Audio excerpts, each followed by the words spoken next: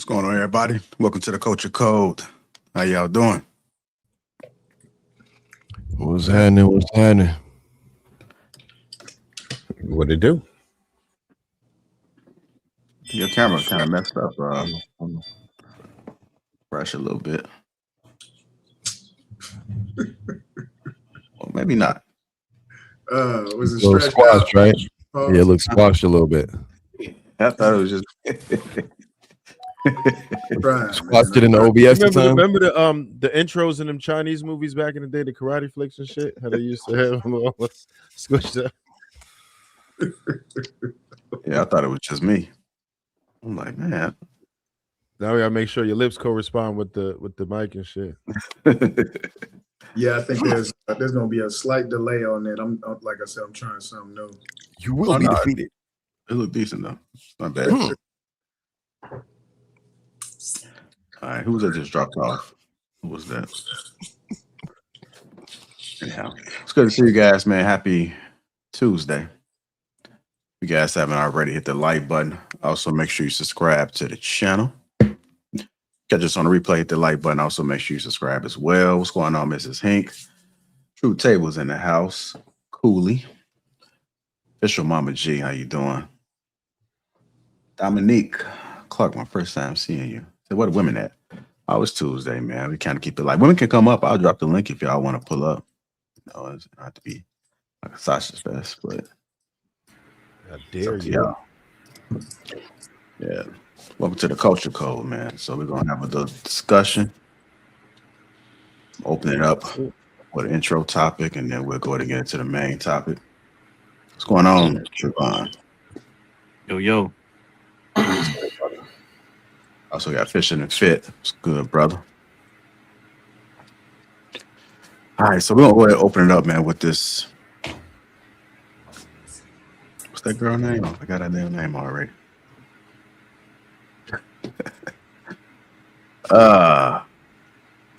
It's been a long day, man. Long day and no sleep. I forgot her name. But when y'all see it, we're gonna play this clip. It went viral. A lot of people talking about it, so we're gonna go ahead and discuss it. Y'all ready? I'm about to say it. Yeah. You to know is that I never want to live together. Pretend we're on a first date. Okay. And I'm like, okay, Kiki, yeah, do you want the steak? Yeah, okay. Yeah. And so do you want kids? I could be open, but one thing I need you to know is that I never want to live together. I like my alone time. But is that real? That's real. Oh, wait, are you speaking as Kiki? Yeah, right I'm speaking as the She's Kiki. I just feel like, Whoopi Goldberg said it best once. She was like, I don't want nobody in my house. Yeah. Wait, And I wait, just wait. feel that. Time out. You're for real right I'm now? she's for real. serious. So what, Marry even. So you You're don't have, he's gonna live around the corner? Two Around the houses. corner would be great. We can be in a guest house, you know what I'm saying? We can be on the same, land, but I'm over there and he's over there. Yeah. At best, separate rooms. So what about, your bathroom, you have the 2 toothbrushes? Think about how fun it would be to be like, I'm going over to my man's house. Yeah. Over there. It's over there. You know what's That's right? It's fun and funny. exciting. I want to go sit on his couch. And he better clean when you're coming over. That's what too. I'm saying. You know It what? seems I will say I'm laughing about it, but there are probably people watching right now who agree with you. Oh, man, I said the 2 toothbrushes, and she's like, nope. Yeah, that's like the grossest. All right. So that was Kiki, man, and she seems to have been a spokesperson for a lot of women on that actual clip. I was looking at the comments, and how often do we hear where people are valuing their peace, both men and women? But in particular, we have a lot of women that was agreeing with Kiki. And the issue that I have is that it always seems to come after a heartbreak.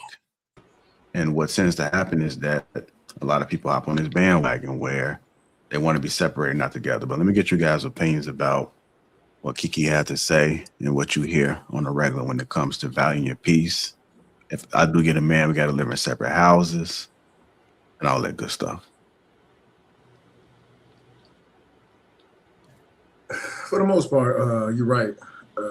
They normally get with somebody. Maybe they should have got with, maybe they shouldn't have, and then take their particular heartbreak to the market and poison it for everybody else.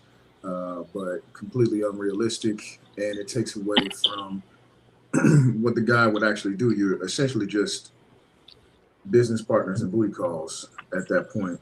You're not actually growing together, persevering together, and it's it's a dream scenario that could easily become a nightmare. But I wouldn't go ahead and just be taking advice from folks that are coming from heartbreak or embarrassment and thinking they actually have a level head about what's going on. Fresh, that's a prop mic. Say what? That's a prop mic. Damn, That joint ain't on. That joint is not on. Why are you playing? Hold on, don't do that to him, man. You got Black hook folks I wanna- are great, and you see what they do. I wanna Yo, listen. I want to add to that. I do think it's true that that perspective can come from heartbreak. It can. However, I don't think it's fair to dismiss it just because it may come from heartbreak. You know what I mean? A lot of times the reason why some relationships don't work is because people don't know themselves. They don't know what they're looking for. They don't know what they want. And a lot of times through heartbreak or through a relationship going wrong, you learn the things that you didn't like, the things that you did like, and the things that you want to change moving forward for your next relationship. On top of that, the idea of like, if we really think about it, like the idea of a husband and wife living together is kind of like a modern concept. Like if you look in the past, for example, especially if you look at like royalty, there was like the court where the king lived, and then his wife lived somewhere else, like in a different palace. Like, and he had to summon her. He had to summon her to the court. Why would we look at royalty? I'm just giving an example from the past. You don't have to. You can take it with a grain of salt. You know what I'm saying? It's just an example I'm using. But I'm using royalty because royalty would be an example of like, we always talk about setting up generational wealth and setting up like a structure. So if you're using like a relationship to build a structure, especially like a family, I feel like that would be something good to pattern after. But I'm just saying, like, it's a new thing for or people without resources actually usually tend to be in situations where they like live together. But in situations where there's resources, a lot of times the wife has her own place, especially in polygamous situations. Part of polygamous situations is each wife got to have their own house. So I don't think it's the idea of living separately is ridiculous. I think that in modern society, we have like these ideas about romance, and romance is like, we got to be together all the time. We got to text all the time. If I text you and you don't respond in an hour, you don't love me no more. And if I'm not up under you every day, that means that we don't have a solid relationship. And I mean, I don't know, from even just dating in situations where I've dated people having their own space, it's always been the best. I've lived with people, I've dated with them having their own place. I've been married, and out of all of it, to me, the superior, for me personally, I can't speak for everyone else, but the superior is when I can go home, or I could be like, all right, babe, like I need you to go home. You know what I mean? Like it's always great for me when I can have a control over my space as an individual, and she can have her space as an individual. And it's dope for me to be able to enter her space and it'd be like a separation, and I feel free from her, from my space. You know what I mean? Like, it's like I could leave all of the shit that's going on in my space alone and enter her space. You know what I mean? On top of that, just a part of me doesn't feel like a man is supposed to live with a woman. I feel like the marital home that a lot of men live in with their wives, I feel like the nest is for the woman and the children. And I feel like when you live in the nest with your woman, she will eventually see you as one of her children. And I feel like, so a lot of times, you know, marriages, especially, you see them like lose passion, they lose desire. You have these sexless marriages. And I'm of the opinion that that's part of the reason why. Living together, having that familiarity, she starts seeing you as one of her kids, something to control, you know, and then you start just becoming a utility to her. You're not like the object of her desire anymore. But if you're not in the house and you got your own place and you're doing your own thing, I guarantee you that won't be the same situation. When you show up to the house, it'll be like, oh my God, my man's here. But when she's seeing you at home all the time and has easy access to you, it's not the same, which is why a lot of time the dating stage is so much more passionate than when people actually commit and end up living together. So me personally, I don't think what Kiki's saying is crazy. I think that it could work for a lot of people, but again, it's not for everybody.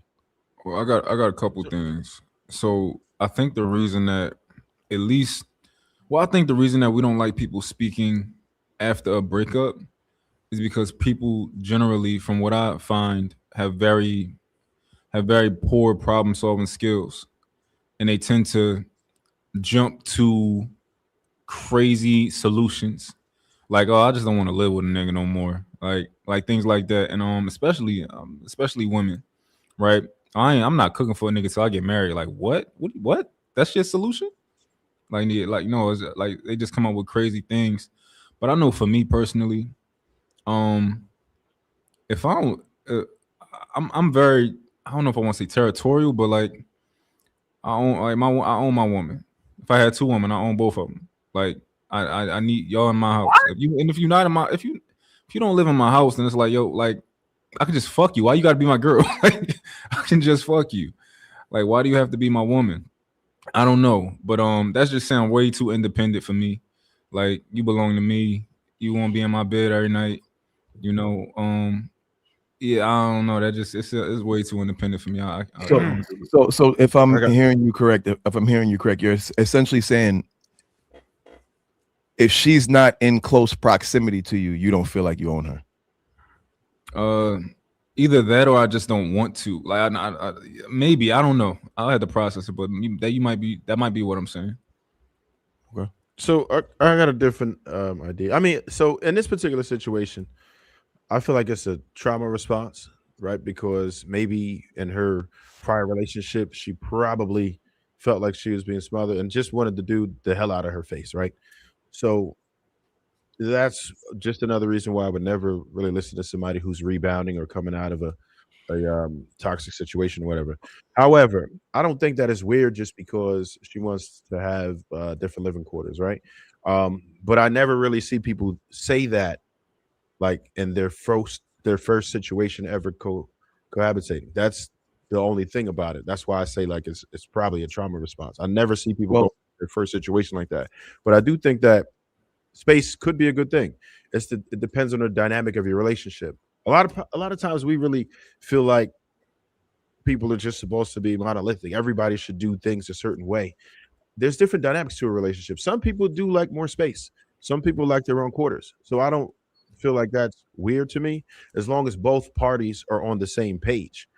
I don't think you have any less control over a person or whatever. Sometimes just the type of work you do just doesn't give you the time to like be around somebody all the time. You might just really want to do what you do in your zone and not be like that. But then I could understand why some people just want to be up underneath each other. Some women just want to live in your coat and you just wanted to live there. And there's nothing wrong with that either. It's just for the reasons that you're doing it. If it's more of a personality trait, if it's more of how you get down, then that's fine. As long as you find a person who is compatible with you, who's on the same page, then why the hell does anybody else have to care about it? It sounds like some Jada and Will shit to me. What? Just like the Jada and Will live together. Just some modern like, oh, you know, we don't gotta do this, we don't gotta do that. We spiritually connected, and we just going, you know, we don't gotta listen to other people. We just gonna go do our own thing. It feel like some Jada, feel like some Gabrielle Union would do. Yeah, but it still could be structured though. You don't feel like it could still be structured either way. But your structure is I have this space. For some people, it might be a different wing of the house. For some people, it might you got a separate house, but I do what I want to do here. Yeah, I think that's the leap because the assumption being made is that like that people who live separately are spending less time together just because they don't live together. Like you could spend every day with somebody and not live with them. They could spend most nights together and still both own their own places.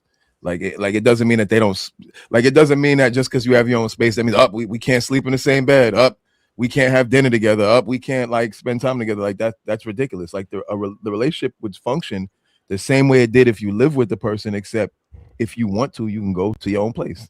It's like you know what I mean? It's not really that. It's not what people are making it like. And on top of that, Trev mentioned something about trauma responses. Like we often mention trauma responses, and I think that we always frame a trauma response as it's bad. But it's like, listen, if you were speeding and you got in an accident, you know not to speed again. That's a trauma response. If you touch the stove and burn your hand, that's a trauma response. You know not to touch the stove anymore. Sometimes people get in relationships and they have new experiences.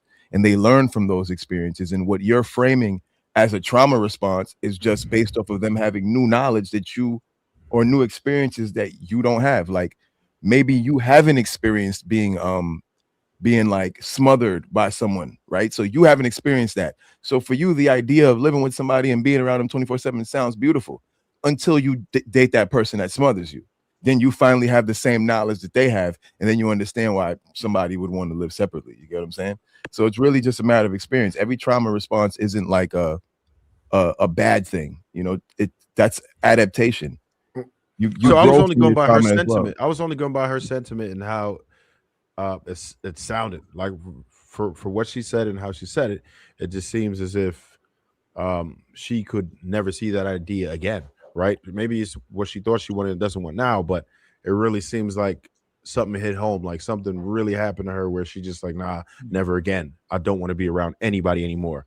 So for you to just have some type of a life-changing event like that, I would say, yeah, for you to change your entire plan for life, to me, it seems like a trauma response for her to do a 180 like that.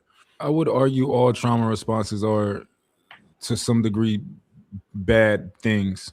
I know what you're talking about. You're talking about just like gathering data and just learning and moving accordingly, Clout. However, I think trauma responses tend to be overcorrect, right? I think they tend to be reaches versus like just something that like makes sense. Like a trauma response is like, okay, I got burnt by fire. You know, every time I'm around fire, like I feel away, and I pull, like I can't be around fire again, right? Versus just like, oh, I'm just not going to touch it, you know?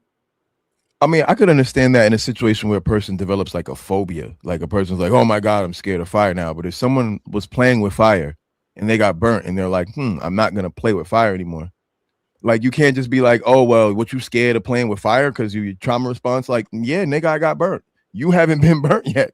So like, you haven't been burnt. So of course you think it's silly that I don't want to play with fire no more because you're having fun with fire. You ain't been burnt yet. But when you feel that burn that I felt, you're probably not going to want to play with fire neither. Yeah, but deciding not to play with fire anymore I wouldn't consider that a trauma response. You know, I think that's just an intelligent thing to do versus a trauma response is like, yo, you know, I was playing with a gun and it went off and now I'm like, I'll never touch a gun again. I think that's a trauma response. I think you're gauging the extremity, meaning like you're making it that they have to have extreme reaction for it to be a trauma response. But a trauma response is a response to trauma.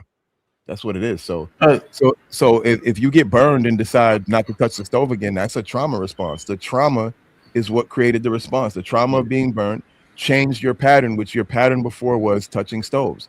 Now your pattern is I'm not going to touch the stove, or you're going to think twice before you do it. But trauma responses are involuntary. They're not something, it's your nervous system saying this is dangerous, even though your brain knows it's not. There is no trauma response from being burnt by a stove unless it's something severe, like you get a full body burn. We use trauma responses just for not liking shit.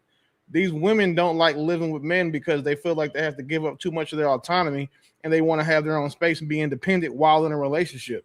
And then if we sit here and like have this circular conversation and then call it a trauma response, that's not what it is. Like, we got to leave this therapist language for the women. Like, this is their bag because they use these words all willy-nilly just when it makes them feel good and makes them sound whole. And as men talking about women, that's not a trauma response she has. She got a bunch of money and can do shit her own way. So she wants to live in her own home. If you see women talking about this type of stuff and they're saying they want to stay in a separate house from the man that they love, they just really don't like him enough. They don't like him more than they like being independent and having their own space. Because in a traditional or a healthy relationship, you spend time together. If I'm at my house for 8 hours a day and you're at your house for 8 hours a day and we only spend 8 hours, we spend 8 hours together, we are definitely spending less time together because we live in two homes. And then the majority of these women don't want to go 50-50. So if I bet you these women who are, you know, cheerleading this shit in the comments or on that video or thinking that man is going to have to pay for two households, which is unrealistic because most of us can't do that. I don't know. I think it's a flawed assumption to assume that if people live separately, they spend less time. There's people who are married and live in the same house. It's mathematically impossible to spend the same amount of time. I can explain how. If you have two people in one house and you have two people in two houses, unless they don't spend any time at the other house and they don't spend any time separate, then that means that having two houses is a moot point. But you're not factoring in the distance that they live from each other. You're not factoring in their work schedules. You're not factoring none of those in things their matter. careers. It's about no, all of those things matter. So, for example, you can live with somebody in one household, but they could work nights and you work during the day. So you guys see each other out. You guys see each other an hour or two for the day. Now you could live separately from somebody, but you guys have the same work schedule. So every night after 6 o'clock. I mean, y'all both get off at 4:30. Y'all could spend every night from 4:30 to 9 p.m. just chilling, and then at maybe y'all don't sleep well together. So after 9 p.m. y'all go home. Y'all are spending way more quality time together than the people that live together. Which is why I say things like this, you can't look at it with a broad lens because it's nuanced. Everybody is different, and everybody has a different work schedule, different requirements, different sleeping patterns. So you can't just make the assumption that because two people don't live together, they're spending less time together. But you brought up they have a less perfect quality example. relationship. That's the problem. You're comparing two people who live together but have different work schedules than two people who don't live together and don't have different work schedules. Like you got to make the comparison the same. If your wife has her own home and you have your own home, you guys are not spending the same amount of time together. Even because if the moment that she goes home, you're spending less time together than Mont and his girlfriend who live together. It's just I'm gonna give you a perfect example. I'm gonna give you a perfect example. I got a lady. You're saying that somebody who works overnight and one person works during the day, you can't compare those two things because they live in the same house. I'm gonna give you a perfect example in a real world situation. I have a lady I'm dating. We don't live together, right? I have friends that are married. They have 4 kids. One of them is in CDL school right now, and she works full time. I guarantee you, I spend more time communicating with my lady than they spend with each other, and they live together. Communicating, we're talking about together, not but communicating. what I'm saying is that's my point. My point is we spend more time connecting, even though we're not in the same physical space. The goal isn't connecting; it's about spending time together. That's the best. What I'm saying is, Claude, what you did wrong was you compare your hold on. Your schedule. Let me finish my scenario first. Let me finish the scenario first before you respond. Being physically in the same space is not the only way to spend time with somebody and to build a relationship with somebody. So what I'm saying is, right? I just gave you an example of how I don't live with somebody, but probably get more quality time with that person because of the way my schedule is, because of the way their schedule is. I probably get more quality time with this person than a lot of people that live together and have responsibilities such as children, such as their jobs, such as bills. A lot of married, we're pretending as if everybody that lives together or that's married spends a lot of time together all the time. Like they're spending 8 hours a day together, and we know that's not real. That's not the argument anybody's made. You throwing in a scenario with kids though. My point is that I'm showing you different scenarios because life is nuanced. Everybody don't got the same life. I understand, but you use your comparison was with a man, a family with kids, American people with kids. Of course, that's even more or less time. So you're talking about your scenario is hoping they don't have kids. These individuals don't have kids, you know what I'm saying? And then they could spend time together, even if though they don't live together. That's what you're hoping. But what if they do? So now that's even less time. And Claude, like the flow that you're making, it requires you to make an assumption, though. Like you have to assume that they're spending more time together. With no consideration. No assumption is needed because Claude, and even in your scenario, right? Even though you compare 2 different lifestyles, which is crazy, right? Everybody has a different lifestyle. That's the point of my illustration. If you lived with the woman that you're currently spending a lot of time with, you would spend more time with her, right? Because you live in different places. And check this out: if the family that you just talked about live separately, they would spend even less time together. That's the point. In each scenario, if you live together, you spend more time with each other. For the vast majority of situations. Everything y'all are saying though is an assumption. It's not a fact. There are people it's that reasonable and sensible, but it's not 100%. What I'm saying is, in order for that to become a fact, it requires you to ignore all nuance. You would have to assume that everybody has the same desires, everybody has the same work schedule, everybody has the same amount of kids, everybody has the same wants, and that's not the case. I'm just saying that you can't assume that because 2 people don't live together that they somehow are spending less time together or have less of a quality. It's reasonable to assume it. It's basic math. But the thing is, it's not necessarily reasonable to assume that. No, it is. Why do you feel it's reasonable? Because it's basic. So, I can tell you why. For example, I know people who spend more time with their coworkers than they spend with their family, but they live with their family. So how does that make sense? No, I get that. So, Cloud, I got a question. All I'm saying is, all I'm trying to illustrate is that living with somebody is not in any way, shape, or form a guarantee that you spend a lot of time with them or that you spend a lot of quality time with them. That's the only point Right. I'm No, really. I get that. probable. So when I brought up my point, I was talking about the scenario at hand. And if you listen to what she said when they had the two toothbrushes together and shit like that, she's not with that. The whole point of having a separate dwelling is to do what? Just to have it? No, to be able to get away from that person that you probably don't want to be around all the time. Yeah, nobody wants to be around anybody all the time. I think everybody that less time together. I People think got that's a jobs. huge excuse, man. I think it's an But excuse. not being around together all the time doesn't mean that you're not spending time together. That's all I'm saying. No one said that though. You're arguing a point no one has made. He literally just said that, but okay. No, I just think it's an excuse, Nobody bro. made that point. We're saying that you're saying that living together doesn't mean you're living apart doesn't mean you're going to spend less time together, and it mathematically does. It doesn't matter Unless somebody's never at their house. Unless somebody just has an empty house. It would only. It's mathematic, bro. The only way you could mathematically prove that is if you know how many hours a person spends home. And how many hours do most people spend home? Not a lot. Okay, here, let's use your when you're example. sleeping, you're not spending time with somebody when you're sleeping. Yes, you absolutely are. Yes, So yes, That's some of the yes. best time I spend with my Yes, you woman are. is Hold bedtime. on, now, are you When done you're explaining asleep and so I you're can- having I a can- dream and she's asleep and having a dream, that's not you can't ever say that that's more quality time than two people who are having a That's conversation. not the argument about quality time. It's about time in general. But are you done before I respond? 'Cause I don't want you interrupting me. Go ahead. So the reason it's mathematically impossible to say that it's not going to cause people to spend less time together is because, again, if you go home, if say we'll use your example, you and your girl spend all day talking together. Now imagine how much more time you would spend together if y'all live together.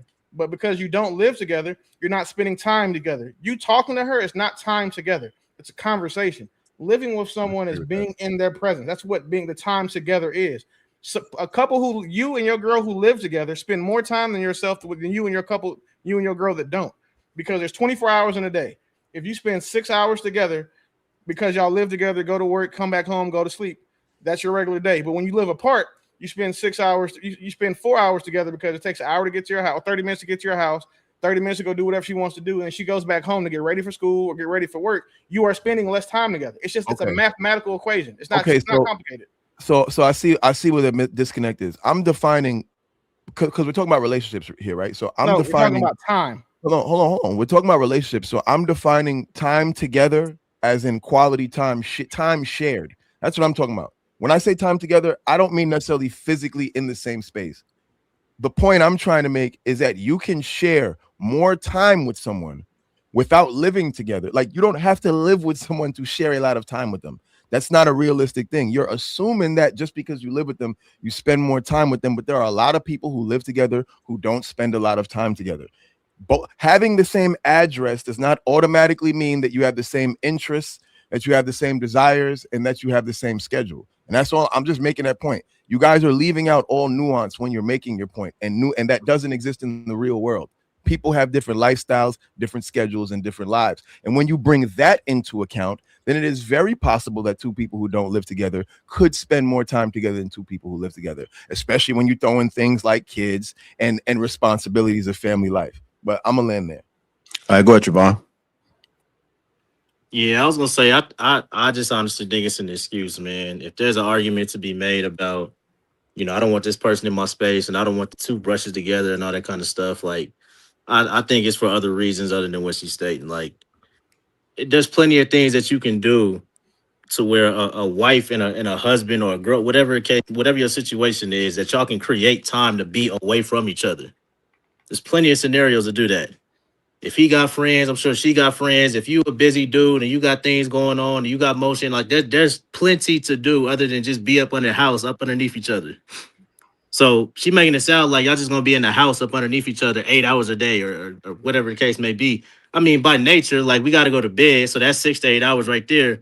But throughout the day or throughout the week, throughout the weekend, y'all not just about to be at the crib on the couch hugged up. Like, y'all both got shit to do. Exactly. All right, I'm gonna go to Hink, but before I do, let me just play it one more time. know is that I never want to live together. Pretend we're on a first date. Okay. And I'm like, okay, Kiki, yeah, do you want the steak? Yeah, okay. Yeah. And so do you want kids?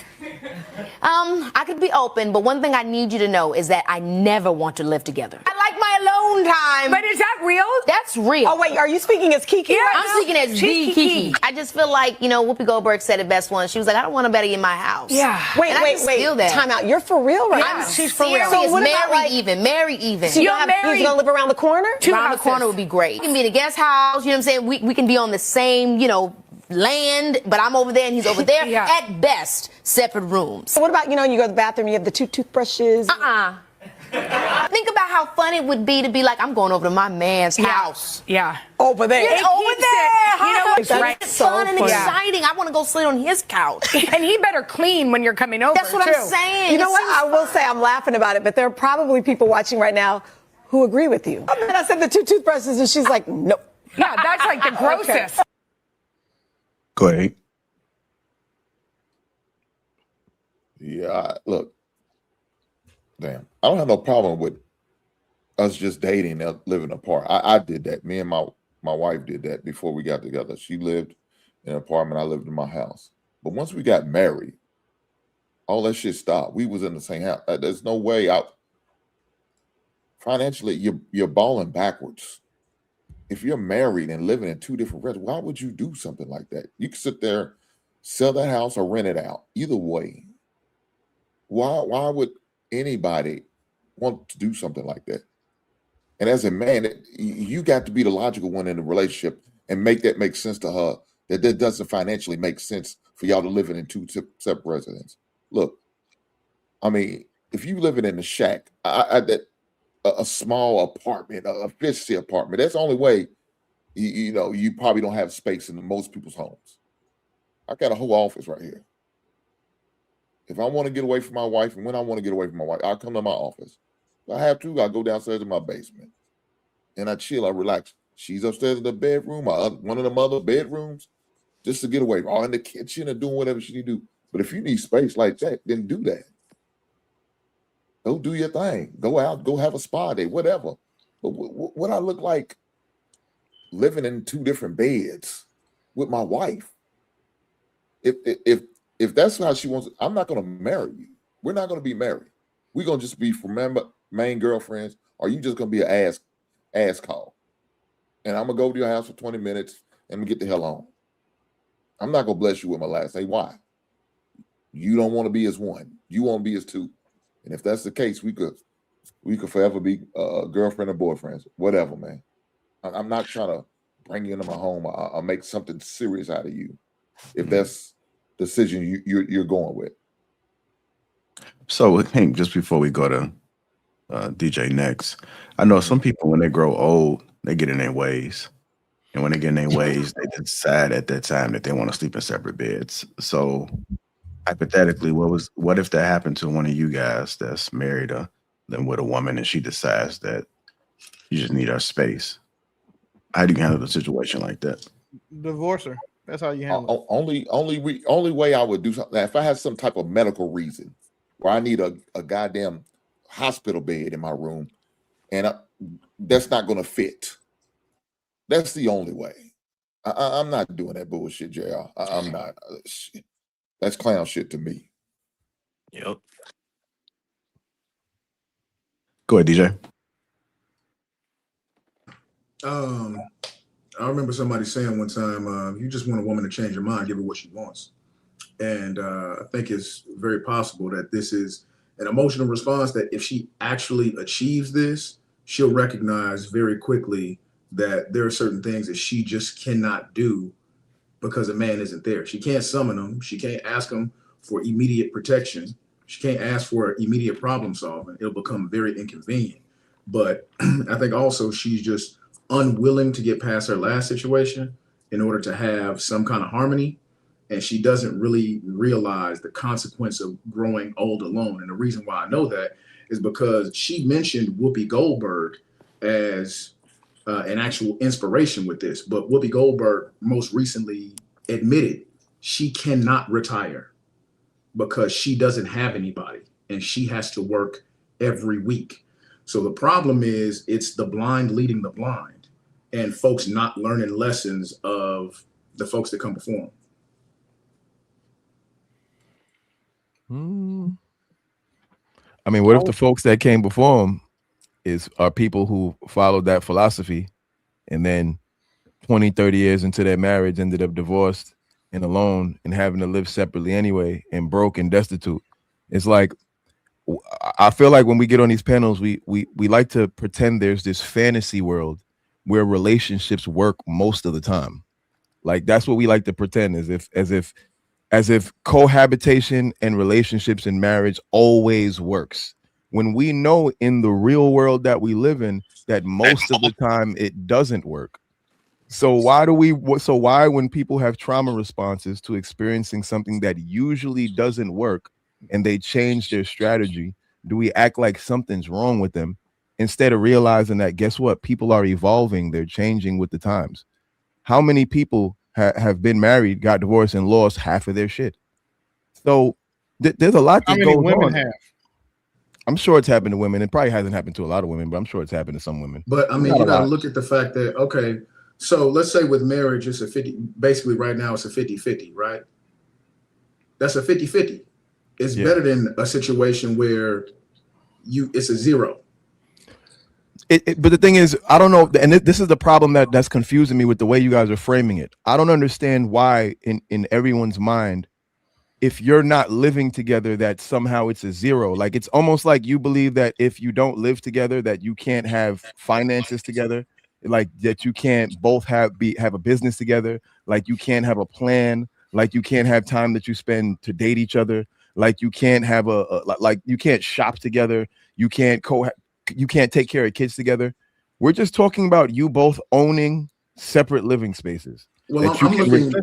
But it's like, you know what I mean? It's like there's a lot of assumptions being made about having a separate living space, where the assumption is that somehow the quality of the relationship is going to deteriorate. And I just don't understand why that assumption. I can give you an example of why the quality of relationship deteriorates, because now that man has to take care of two households.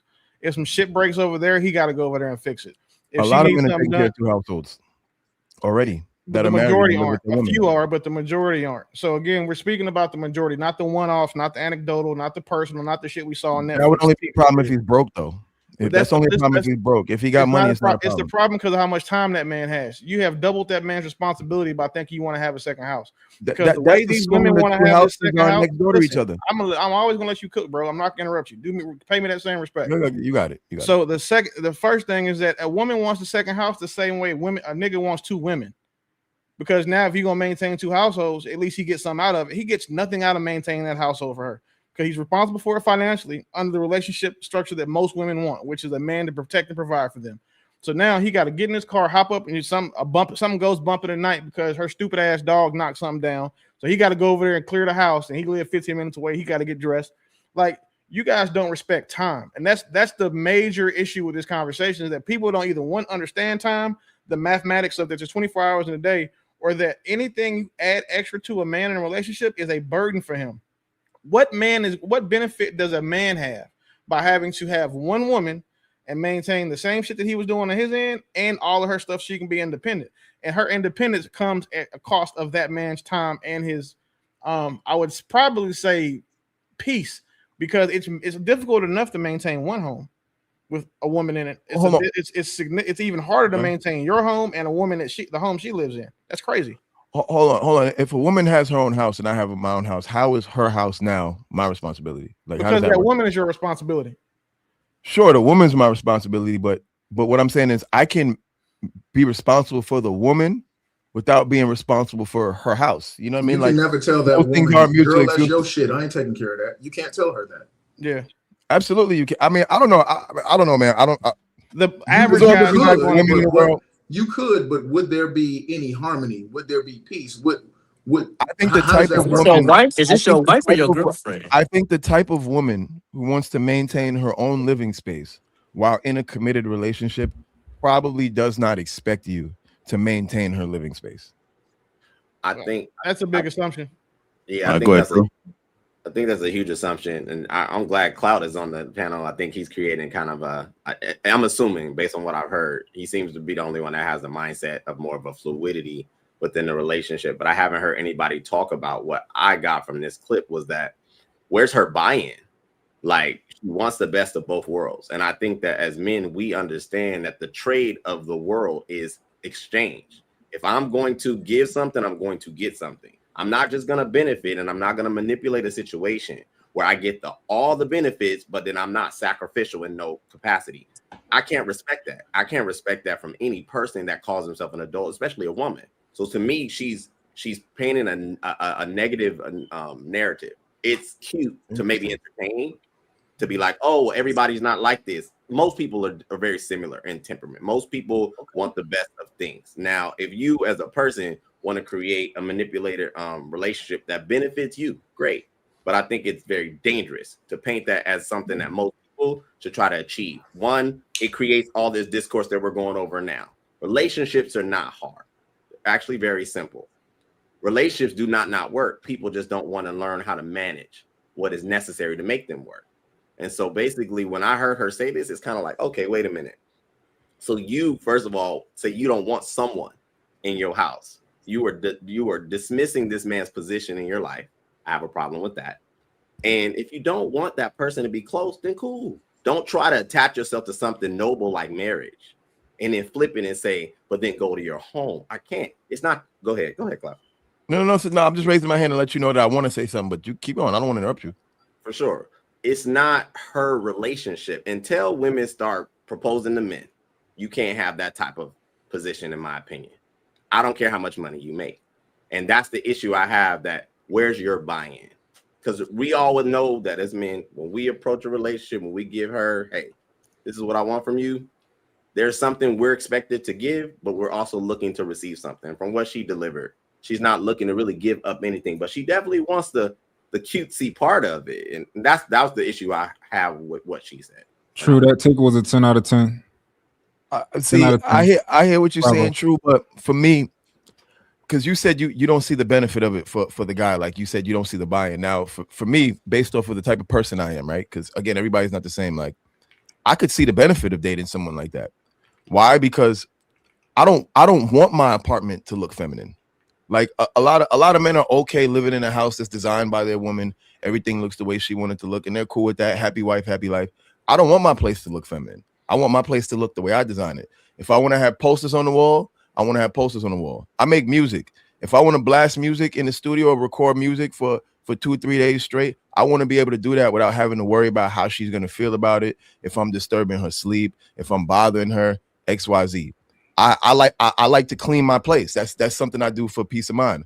I don't want to have to divvy up the chores and decide clean it when she feels like it needs to be clean. If I want to leave it messy when it's messy, I want to leave it that way. I don't want to have somebody nagging me, telling me, oh, make the bed, clean up the bathroom, whatever, take out the garbage. I want to do it when I feel like it. So for me, the idea of a woman who wants to maintain her own space that's not mine, to me, that's actually exciting, because it allows me to have a space that's entirely mine without having to deal with anybody nagging or telling me how to live.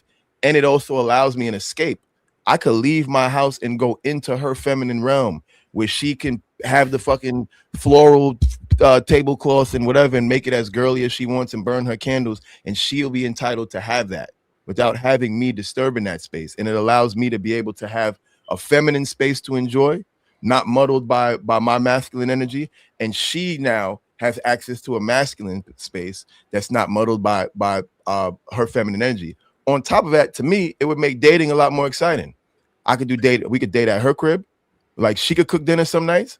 I could cook dinner some nights. You know what I mean? It to me, it makes things exciting. It's like we, instead of having one bed to sleep in where we get bored every night smashing in the same bed, now I got 2 beds to smash in. Now I got 2 couches to smash on. Now we got 2 showers to shower in. So it's like exciting. Maybe some mornings I wake up in her bed and she cook breakfast. Some mornings she wake up in my bed and I cook breakfast. Now, as far as I'm concerned, it's also great because we can continue to maintain a great relationship.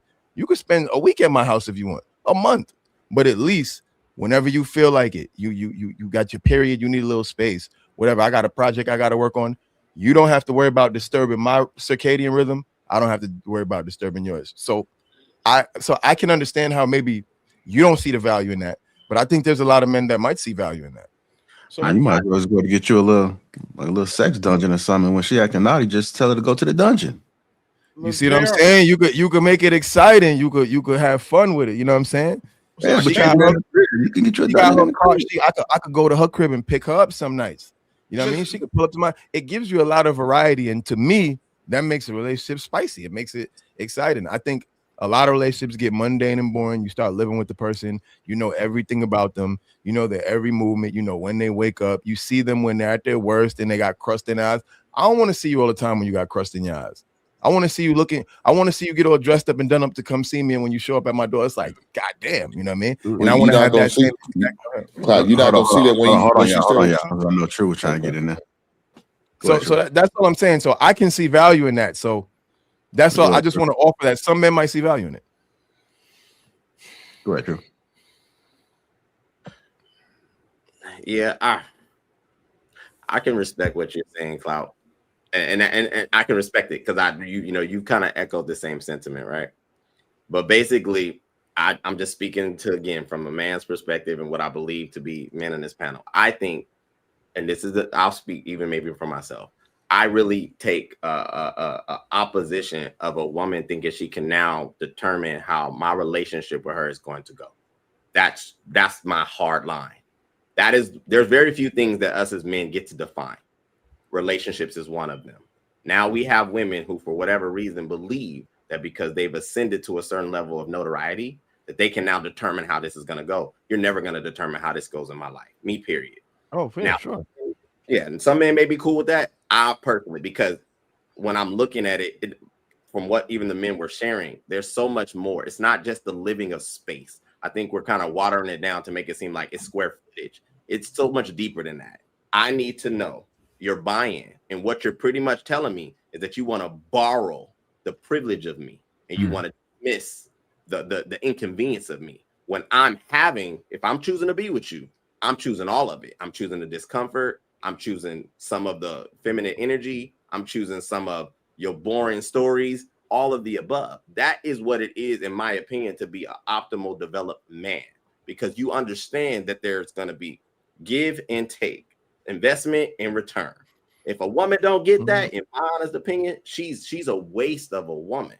And that may work on a cute level, but I think in mass, I just don't see it being something that you could scale.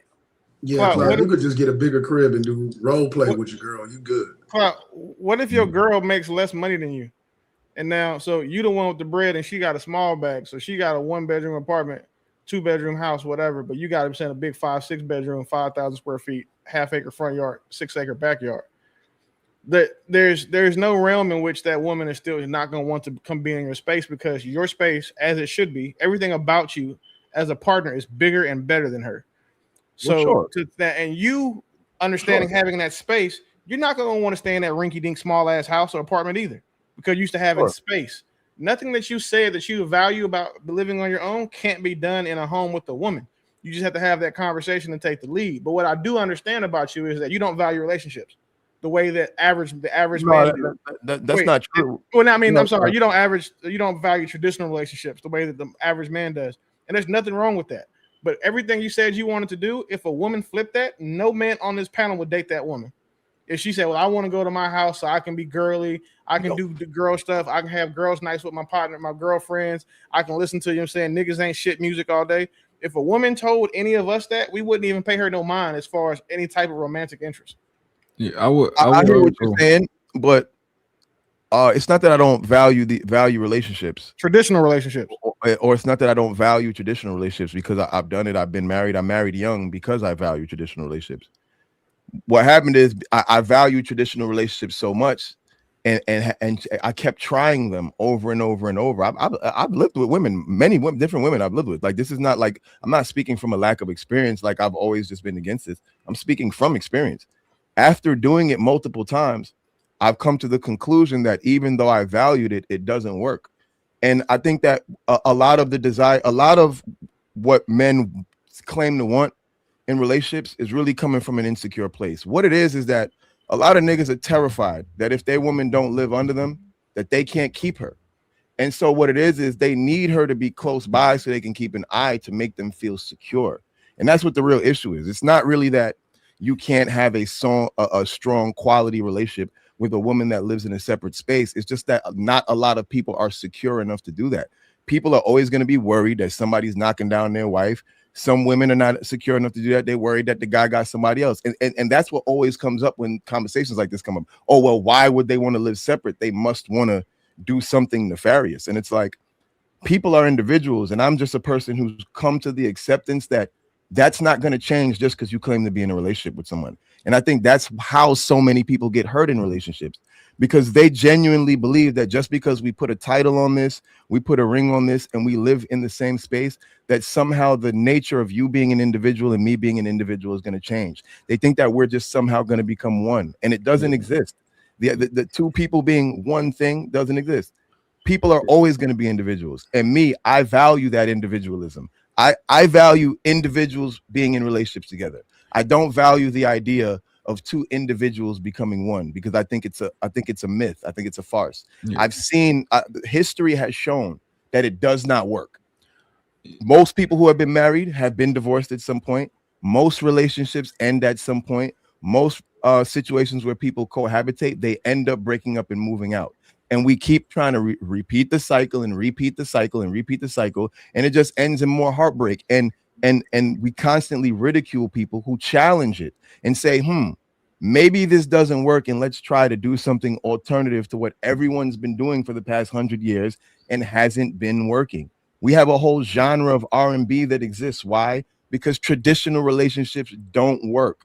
They lead to heartbreak. They lead to divorce. They lead to men killing themselves. This is the real reality. And as much as everyone's so gung-ho for traditional relationships because it makes them feel good, because that's what they were taught their whole life to value, it doesn't change the facts that the statistics show it does not work in the sense that y'all want it to. And people like me, and I think people like Kiki, we're not trying to tell everybody that they need to follow that path. We're simply trying to challenge the status quo.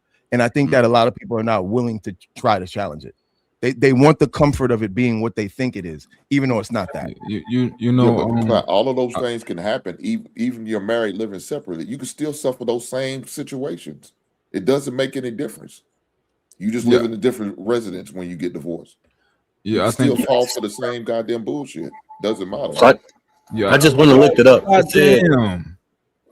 Yo, see that they say Mont next. Oh, well, let 5 people go. We understand, man. Go ahead, big boy. Don't get your rocks off. You know, Clout. I think you can appreciate this, right? I think some people are just not good at relationships, right? And I think that's okay. But I think people should admit it, right? You don't want to share. You mentioned a couple things like, we can spice for lack of better terms. We can spice it up. I'm not going to get bored, right? I think that's typically something that immature women say. It's like, like they can get bored with a person. Like I can't get bored with a human being. I can't get bored with my woman. I can't get bored with my relationship. I haven't said I was bored since I was a kid, right? And I don't plan on never saying I'm bored again for the rest of my life. It's just not a thing that an adult says. I don't think so. But I think people are just not good at relationships. They're not good at sharing, and they just should admit it. Like you don't want to share a space.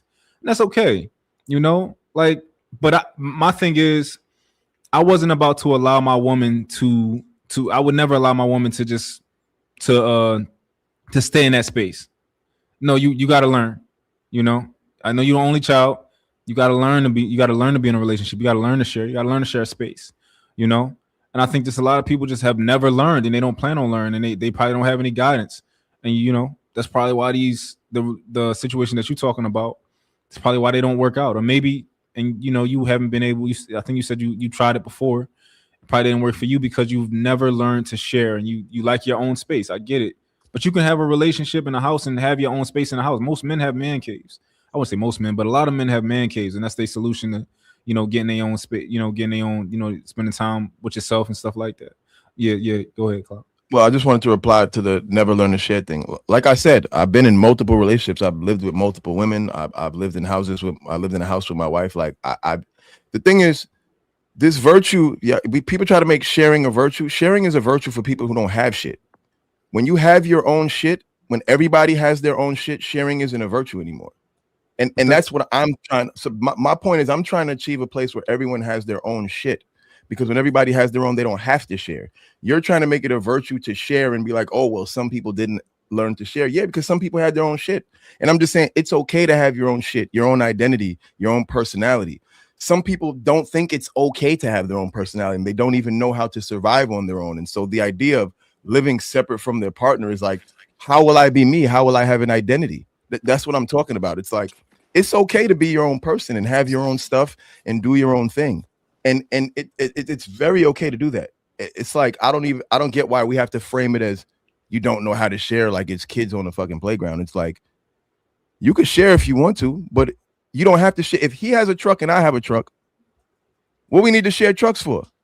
It's not the fact that you got don't a have truck, to I do got a it. truck. It's that you're The saying that you only can't reason do it. No, I'm not saying that I can't do it. I'm saying I don't want to do it. I've done it and I don't see the benefit in doing it. There's no good in doing it. It's just people keep deluding themselves to believe that it's good. But you said it doesn't work. You said it doesn't work. You said we tried it for so long. It's a failed thing. It's a failed system. You don't believe in, becoming one and all that type of stuff. You were pretty much saying it like, yo, we challenging the status quo because it's not working. It doesn't work. It's not a long-term solution. Yeah, I mean, this entire space we're in right now, this red pill or whatever you want to call it, this manosphere space, most of it exists because it's not working. But I don't know why every time we get on these, because of modernism, but not because of traditional relationships. But the thing is, go ahead. This didn't happen until folks started thinking that they could live individually and it actually worked. That's what actually has not worked. Individualism has not worked for people in general. For the most part, individualism just has two people paying more bills. So for most folks, because a partnership helps them out in multiple different ways, it creates less work. It creates more family. It creates more stability for that family that will eventually become a part of the community. So individualism doesn't necessarily build community. Family is more probable to do so. That's why we're talking about her the way that we're talking about her, because what she's trying to do doesn't normally work. Also, like Willie was saying earlier, most men are not going to take that deal. We have to also look at her particular part of the dating market. She's going to be more than likely not looking at anybody, quote unquote, regular again. Nobody in her particular sphere is going to go for that deal unless they're just business booty calls. She's not going to be, it's not probable for her to get the kind of relationship that she's looking for and somebody just go for it, because she's going to be dealing with men of status, unless she's going to be paying for men of lesser status. That's the trade. She's going to trade off some kind of way. I don't know. Like all I'm hearing is kind of like scarcity mindset. Like because we're talking about. I just want to say this one thing. I just feel like it's scarcity mindset, because we're talking about, oh, it's more bills having two properties. It's funny how when they both have a separate property, we talking about the bills. But if it was a family that had a summer home and a house in California, and they had a cottage and they had multiple mansions, nobody would be talking about the man being spread too thin to have to pay for multiple households. Then if they had multiple cars, nobody would be saying that then. But the concept of a woman having an apartment on one part of town, 15 minutes away from her man's apartment, 15 minutes away, that is like spreading too thin. To me, it's just like, it's ridiculous. That doesn't make sense. Well, it's ridiculous if you only look at the money part of it. It's not just the money. No, but I didn't bring up the money. It's the work, it's the protection. All right, we gotta get Hank now. But I didn't bring up the money. Y'all did. Mute Hank. That was Hank. Yeah, I brought up the money thing. I'm always thinking about money. I don't never not think about money. So yeah, I know I brought up, and it's definitely going to be a thought in my mind. If my wife has a whole different resident over, and like we said, I got to take care of both residents. Like I said, I got to fix shit. I got to correct shit. I got to make sure everything's good. Make sure say, and if I got to do all that for some totally different resident, that's a problem for me. Now I'm wasting my time for whatever I'm already doing, trying to be out here making money or being busy doing what I need to do. I got to go all the way over a different residence, 30 minutes away, in order to address whatever I need to address. And it's probably nothing, more than likely. She heard some noise, like Willie said, that something fell over. Now I got to repair or fix something, whatever the case may be. I got to address it. Now I got to come out, pull my pistol, encourage my wife, call the police. It's going to take me 30 minutes to get there to where you live at. No, I'm not doing that. I'm not going to waste my time going to a different residence for my wife when she should be right there in my presence, secure in our home. Now, my girlfriend, that's fine. I'm not going to move in with my girlfriend. If you're just talking about that, Cloud, and just being a girlfriend, boyfriend, I can dig that. I'm okay with that. Because I'm not going to take care of a residence over. I'm not paying for shit. I'm not going to do anything for that place because it's not mine. Once she belongs to me, when she got blessed my last name, I take care of everything. There's no question. But if my wife said to say, I want to live in my own space, what the fuck does that mean? What does that mean? You want to live in your own space? Well, my apartment. Bullshit. You don't want to marry me then. You're not going to be with me. I'm not investing in some bullshit like that because I'm not going to be responsible for everything out there that's not under my cover. So if that's what you want, you don't want to be married. And I'm okay with that. Enjoy your single life. I'm not doing that. I wouldn't invest no man to do some shit like that. That sounds crazy to me. As a man, why would I want to be doing that? And so now we both have kids. So now I'm taking away time from her kids because she's got to come see me or whatever, or vice versa. It doesn't make sense. And what if we had kids together? So my son's gonna live over with her, and he's gonna come stay with me. Then why are we married? You just like a baby mama. Yeah, I'm good. I landed. Kiki Palmer got a kid, don't she? Yeah. She got one son. Yeah. Yeah. All right. So I'm under the impression that the reason for creating relationships is to create a building block for the cornerstone to create a family, which is to create a home with both parents in it, to be there for the children, to raise them, to have productive members of society. So like on a basic aspect of fulfilling the biological aspect of creating children, that's part A. And then if you want to go and do the humane portion of that, then raising them requires you to try and put that extra effort for them. So I can't see how that would be beneficial to separate the parents and have them living in different places. I went and looked up the information because I was curious about this. It is said that the majority of first marriages do not get divorced. And in the eternity of marriage in the United States, 1/3, so 30% have been divorced. So that's not even a majority of that. The cornerstone of building a community is from the family. So it absolutely works. I'm not saying you absolutely have to have a family and you have to do all these things to be a complete human. I'm not putting that on people that want to live single or don't ever want to be married or want to, stay in separate places. But for the majority of us, it makes more sense in community building and building successful families, households, and children that we remain in the same home and we provide both things the mother and the father present to them. And to step away from that is similar to what's Ebony K. Williams, when she was talking about impregnating herself, or she impregnated herself intentionally without a father. I made the argument that was intentional parental alienation. Right? Or you're intentionally inflicting harm on the child by saying, I'm going to make sure that the parent is not there. I think this is an extension of that thought process. All right. Go ahead, Trevon.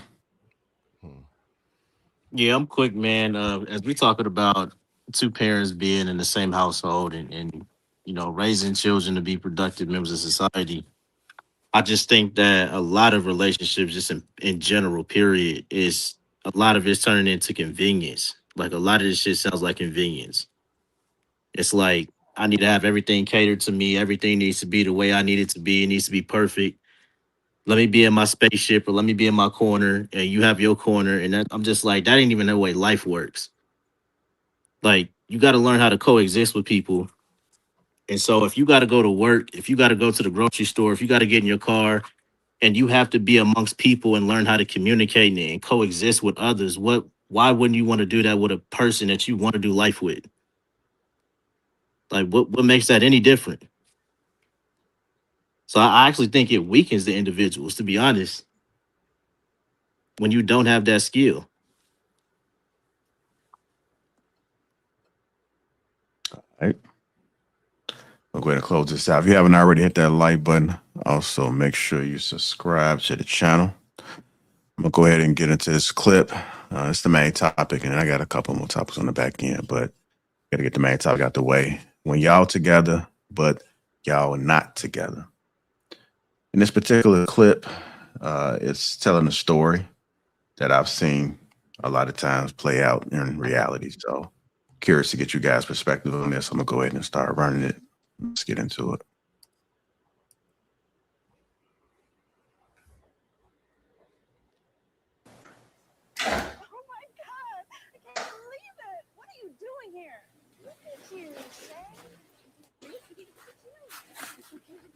Hey, What's up? Y'all can hear so this why you come pick me up? Hmm? You sitting up here watching TV, you saying you were busy and you couldn't pick me up from the airport. I was doing something earlier. But I told you the time I was coming back. How was your trip? So you're just going, okay, all right. It was cool. That's good. Did y'all have sex? What? Did y'all have sex? I don't know what you. I know you were with a woman. You told me you were with your homeboys, but every time I text you, you disappeared around certain times. Now, usually you get back with me eventually, but this is my first time hearing from you since you left. So, did y'all have sex? No, we didn't. Terrell, please. You want me to believe you flew all the way up there with a woman and y'all didn't have sex? I don't want you to believe anything, but even if that was true, I wouldn't feel comfortable telling you anyway. So you shouldn't tell the woman you're actively having sex with that you slept with someone else? Do I not deserve to know? We ain't had sex in weeks. Actively, it's kind of crazy. We actively sleep together. All right, what's the real issue here? Why did you lie to me? Because of this.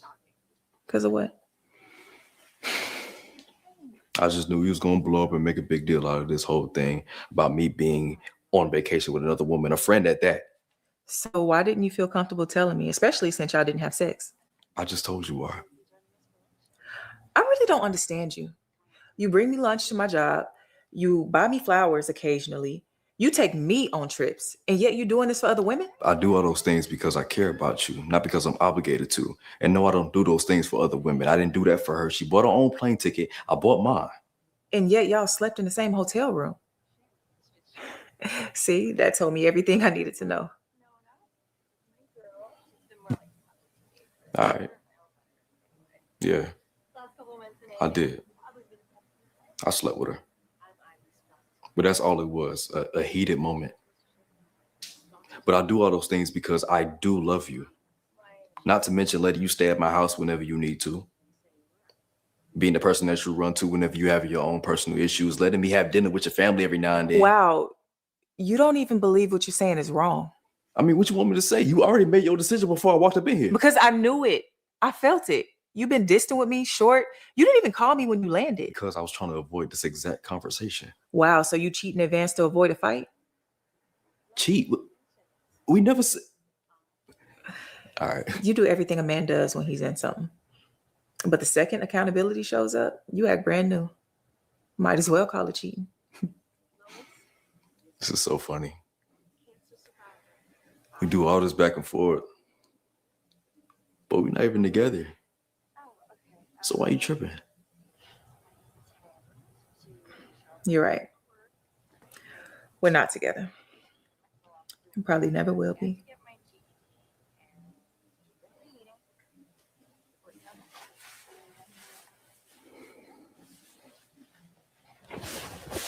Don't sit next to me. Okay, listen. Why do people do this? Do what? Be in these types of situations, like us. I clearly don't want anything serious. You want something serious, but yeah, we just playing it cool. Like it's something that we agreed on. I never said I was cool with it. I was just matching your energy. You said you didn't want a relationship, but yet you were acting like my man every other day. So I thought you'd come around eventually.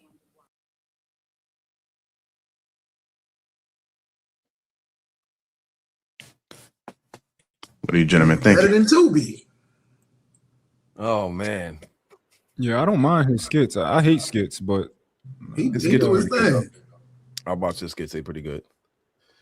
I'm gonna jump in there. I think the real problem, even though it seems like it's all this deep stuff, the real problem is he lied to her. That's it. Don't lie to these women. Tell the truth, because he lied to her, and that's what she was really upset about, because she knew something was going on, and he didn't tell her the truth about it. Had he told her the truth, it wouldn't have been a problem. Tell women the truth. I think they were both lying though. Like, she's lying about how she feels about the situation and what her intentions are. I think that they just have both of them have a poor style of communicating, right? But it's both ways around. Like, she should have really said if she was going to feel different, and she probably really didn't want to go into a situation like that, but figured that she would accept it, and like she said, he would eventually come around. So I think that your intentions should be known off rip, what it is you're trying to do, and then you won't end up in no weird ass situation like that.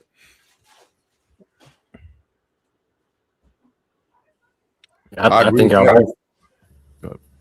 Yeah, I think y'all both right. I think you should lie to these women, and to the best of your ability, tell the truth. And to Trell's point, yeah, she lied because she tried to manipulate him into the relationship, but then he lied again.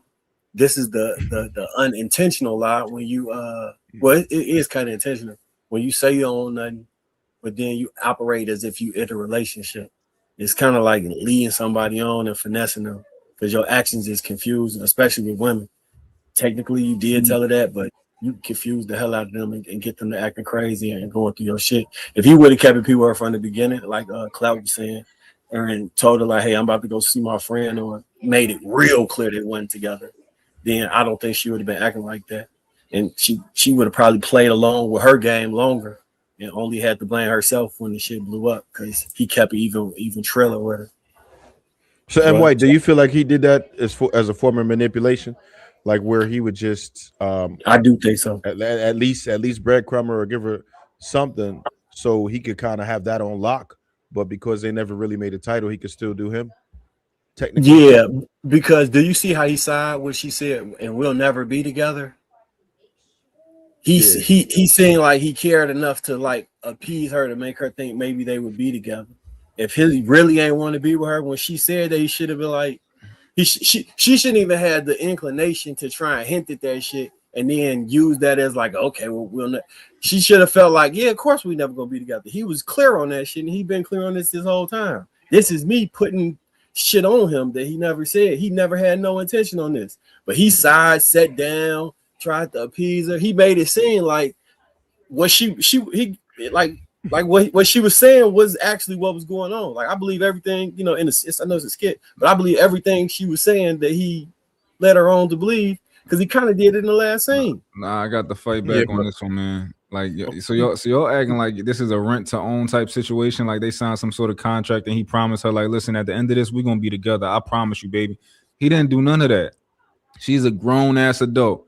If he say, yo, maybe in the future, I might consider us being together, but right now, absolutely not, then okay. What does that mean? That means that maybe it might be a chance of us being together in the future, but maybe it's not.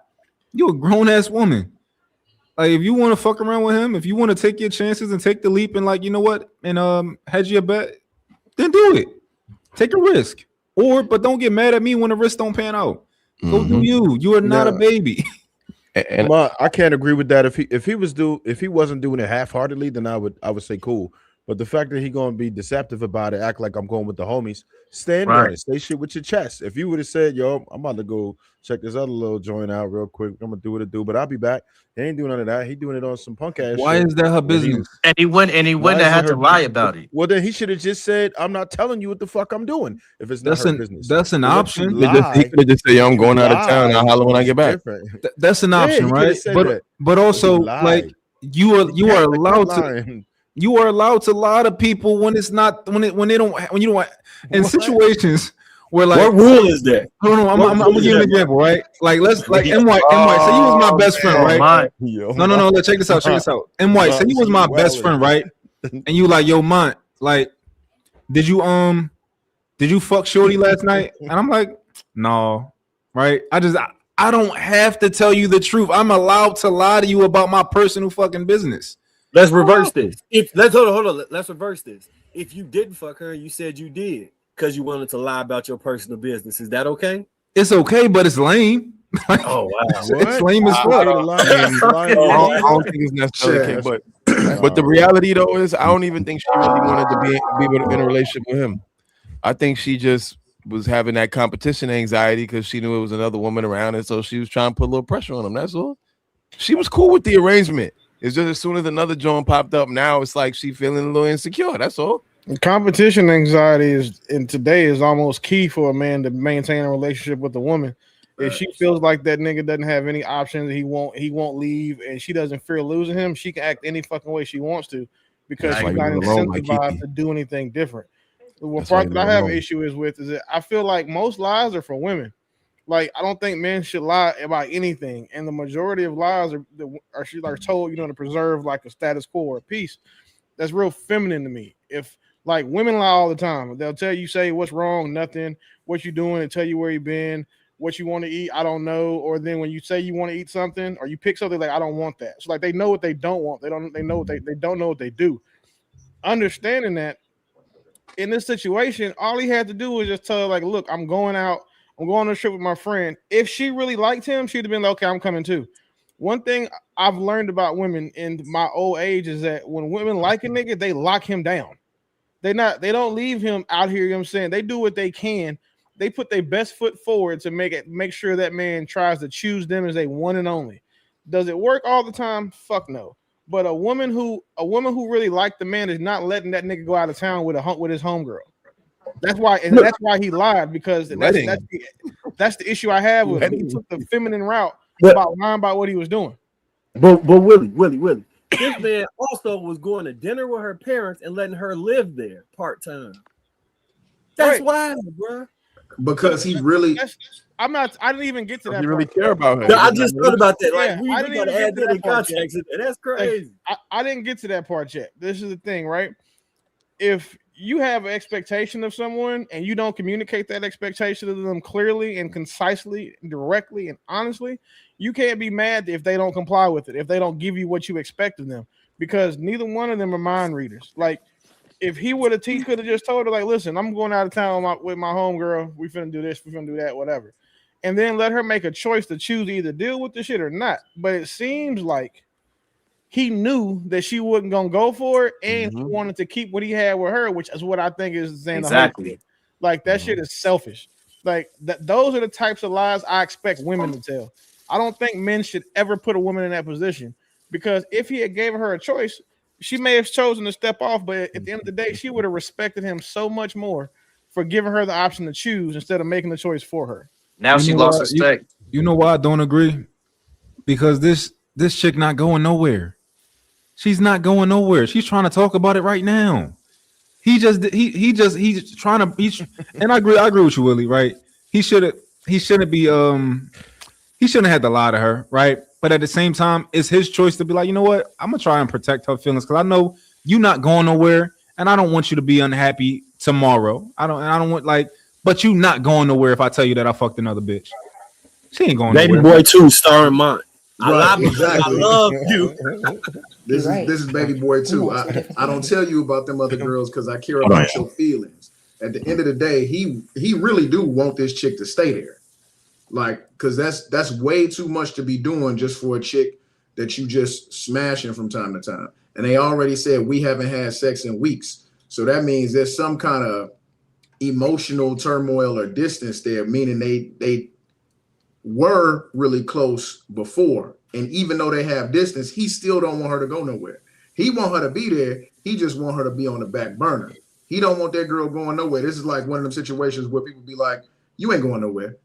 I ain't going nowhere. But he still want his piece on the side. Let me play it. How do we get here?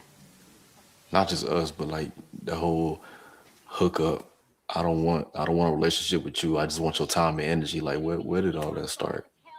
Someone getting hurt and then settling for something they deep down really don't care to have. They just settle for something temporary so they don't get hurt. They're not invested emotionally, so it holds no weight. Yeah. It's like we scared to want more. We care more than we show. Because caring gets you hurt. I cared. I didn't mean to make you regret this. I don't regret it. It's just now I remember why I stopped expecting things from people. Question though, and I know I'm gonna regret asking this. Why don't you want to be with me? You having to think about that is crazy. Okay, all right, no, I'm finding it. The right words. Commitment. I'm scared of it. I find comfort in knowing that somebody is there for me, but I'm not obligated to do certain things, if that makes sense. So you've been using me. I don't want to say that. No, it's okay. You can say it. 'Cause I've been using you too. How? Don't you want a relationship? Yeah, but not with you anymore. I could have been found my man elsewhere, but I found comfort in you and the things you were doing for me. I knew you didn't want a relationship, so I settled and just enjoyed the things that you would do for me. So we've both been lying to ourselves. Yeah. Difference is I'm done lying. I don't blame you. It's crazy though. We do everything a couple does. Eat together, sleep together, call each other first thing when something happens, and still, it's nothing. That's the problem right there. Keep trying to change what nothing is. No, you keep trying to change it. I was just following your lead. How's that working out for you? Terrible, because I want to slap you. Wait, where you going? Home, where I need to be. Okay, wait. I know this is probably the end for us, but I just want you to know that I really am sorry for not being completely honest with you all the time, even if it would hurt you. I really do love you and care about you. Are you saying this because you don't want to lose me? I'm not, but I don't want to lose you. So you only realize what you want when you're about to lose it. No, that's not it. I always knew what I wanted. Really? Because 2 minutes ago, you didn't want to be in a relationship. I didn't mean it like that. I thought keeping things cool would make it easier between us. No, it made it easier for you. This whole thing has been one-sided. You really never cared how I felt. You just don't want me to leave you, and you'll say anything to keep me. All right, all that is true, but no, I don't want you to leave. I figure we really need this conversation, but why are you making the decision so fast? Because I finally see things for what they are. You don't have to keep me hostage anymore, okay? But you're right, though. We're not together. So why you tripping?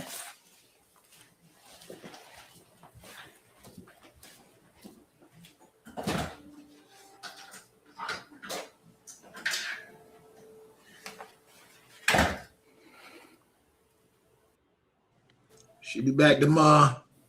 Oh, that was a little bit of manipulation there. Okay, I get it. Okay. Hello. Hey, you made it home safely?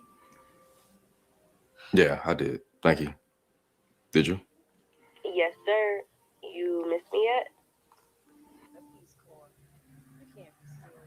Nah. Oh. Okay then. Why didn't you tell me? You're my sponsor. You good? Yeah, I am. Okay. Guess I'll talk to you later then. Okay.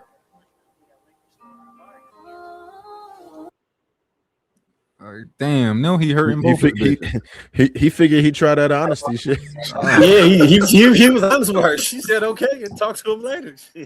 Exactly. The honesty can keep the problem going longer. He about to turn into a berserker. Nah, you gotta take care of your bitches, man. You making them both mad now. That's why I can't have hoes, bro. That dealing with multiple women and having to do that shit with more than one person. I say he's okay with being a goddamn trick. Fuck that. That shit is. I almost feel like having hoes is a broke nigga sport. Ain't nothing for me. I can't. There's nothing. I can't deal with it. Dealing with a bunch of handful of women at the same time and having had the same conversation about how was your day, what's your favorite color, like tell me about your childhood. And because if I got 5 women, one of them's gonna become my favorite, and I'm gonna treat the other 4 like my favorite because I'm too lazy to remember they all got different needs and wants. So I just stick to one because that shit is crazy. Cost too much money too. No, I mean, so Too much that's time. He got it. No, the money part is not. I don't give a shit about that. My time is what it costs too much. It takes too much of my time to spread myself around to a bunch of women. And at the end of the day, typically with a lot of guys, when you get to a certain point with women, they start getting on your nerves anyway. After you done got used to the head, you done got used to her jumping off the chandelier, doing tricks on the dick, all that cool shit. After you get used to that, you start just noticing things about her, like, man, her feet really do be ashy. And you Or want to like, live with that? she put her foot out. She put her foot out on my windshield. Like, just a little shit will start annoying you. Damn. And I'm not willing to risk that happening with 3, 4, 5, 6 women. I don't want to waste your time, baby, and I'm not gonna waste mine. So no. You don't got enough love to give her to spread around. That's all. No, I just don't like. I don't like most women enough to deal with that. Oh, yeah, let me get True in there. Go ahead, True. I'm just reminiscing. Y'all making me laugh. When Willie was talking, I was like, that means you didn't curate the team correctly. Because if you curate the team correctly, I spent way less money when I had a squad compared to having one woman. Like money, oh shoot. I'm saying, like, I said the money wasn't a thing. It's for me. It's my time. True got the blueprint. That was me, True. True got the blueprint. Yeah, you gotta get with True, Trev. But it was just funny. I was laughing. I was like, damn, just reminiscing, True said the good old days. Looking at. Well, look, as far as this video, it's obvious he was trying to keep his end pussy at home. You know what I'm saying? Go out there and test the waters on this new chick and found out she wasn't what he thought she was. It's not worth being with her. I'm not entertained by her. I'm not. She really don't turn me on. I thought she did, but she talked nice, sound good for the moment. I want to go out there and try that cat out, and come to find out, she ain't shit. She's one of these local skeezers that I made a bad decision on, and I no longer want to invest no more time, money, energy in this heifer. So I'm gonna let her go. That's why he let her on the auto mission. Because you a dime a dozen. I wasted my time going out there, and I'm mad at myself that I wasted my time and energy and money going out there to entertain you. But somehow I found this woman that I really have in-house. I really like her. And now I hate to see her go like this. But now I'm going to say whatever I need to say to bring her back home. Now, will she come back? I don't know. She may. She looked like she could be turned. She looked like she could be brought back to the fold. But it's going to take a little work. And it's going to take some time. Let her know that, hey, it was always you. It was not me. I wasn't ready to commit now, but I'm ready to commit. I wasn't ready to commit then, but I'm ready to commit now. And now he got to try to sell on it and see if she bites. Will she? Who knows? I'll land it there. She'll be back tomorrow. I do. After watching the whole end, I do think that he genuinely is maybe about to have like a transformation, possibly. It did seem genuine, like the way when the girl called, he like, yo, I don't even care no more right now. So he's about to, kind of go through an experience, whether he do it on his own or try to get shorty back. But he about to probably have a transformation. I did that at one point in my life where I just was like, I deleted all the girls' numbers in my phone. You know them girls who you like, you can like whenever you out of a relationship, you can call them up. Y'all pick up right back where y'all left off. Start fucking around. You get another relationship, but you can always call them. Like I deleted all them numbers out my phone. I just so I've been through it. So I think that it was probably genuine towards the end. He probably was just kind of like processing and stuff like that. Why do you have to delete the numbers? I don't know. I don't delete numbers. It was a metaphor, I guess. But I stopped. Like I cut off contact with them people. So I haven't. Like delete. I don't delete or block keep people. Lies in the pocket, don't you just lied to them. Really? Yeah, the guy that said it's okay to lie to people that you don't owe nothing to. He said that already. Yeah, I give them to all y'all. If you lie to somebody, you giving that person power over you, because now you got to be accountable to the lie you told them. Like, You know, I did. now that person gets to use that shit against you. Like you said that you was over.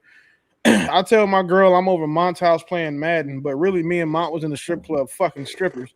If she asked me 3 weeks from now, I gotta really hope that I didn't forget that I was at the strip club. I said I was playing Madden when I was at the strip club fucking strippers. Like now you can lie again.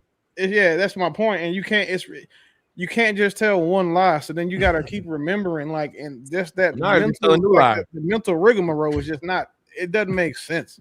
Just tell the truth. Tell a brand new lie. It's not that difficult to just keep coming up with new lies. That's all, my brother. You don't gotta remember the whole one. Why did you just lie to us? The fuck you gonna get out of lying to us? See? Yeah. So if I could clarify, I cut off access to those individuals. So yeah. But I don't think I've ever deleted a number. I don't even save numbers. Yeah, I didn't have the people numbers saved. Now you don't save numbers. Oh my God! All right. Back him up. I swear to God, my daughter with her grandma right now, and I'm like, let me search for her grandma number. I'm like, damn, I didn't save it. Like I searched for like the thread. So yeah.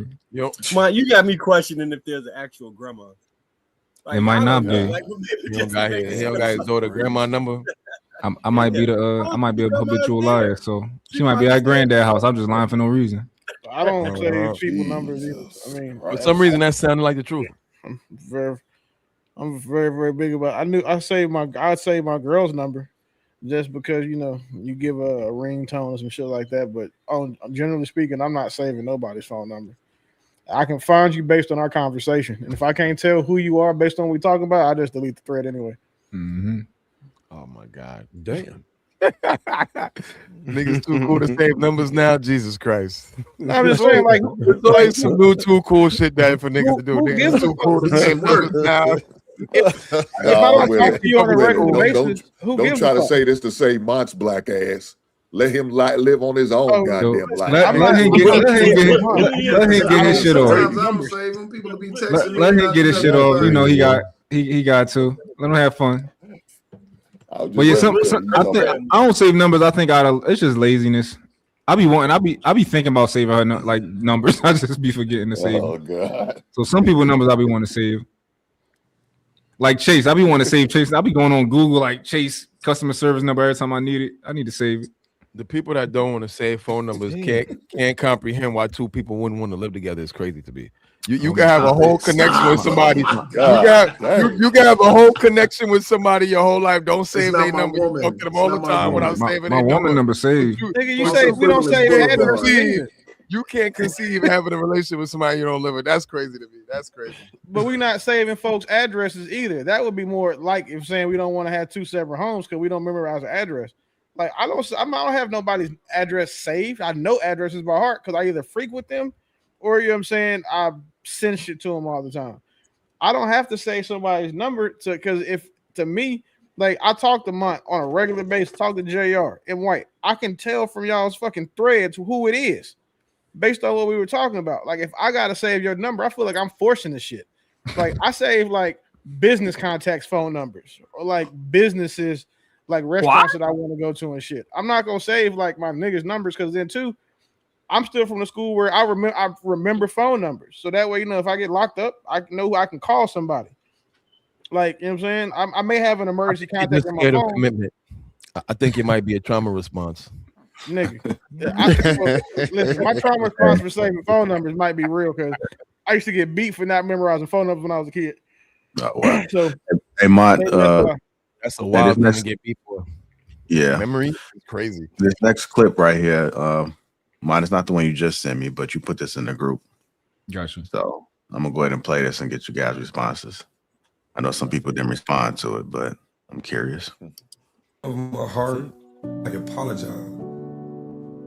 I knew there was a certain group of men who didn't like women due to like past heartbreak and mommy issues, but the amount of men I'm learning actually hate women, like truly despise women, yet y'all still label yourselves as heterosexual. blows my fucking mind.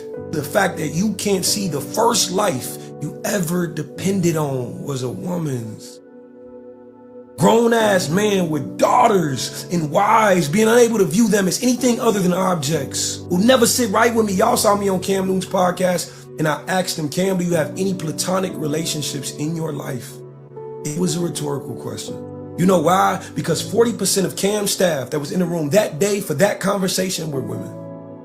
Niggas in the comment section like, at least he's self-aware and be aware enough to know you just disrespected all of them. Telling them, if you do not serve me, I do not see you as a human being.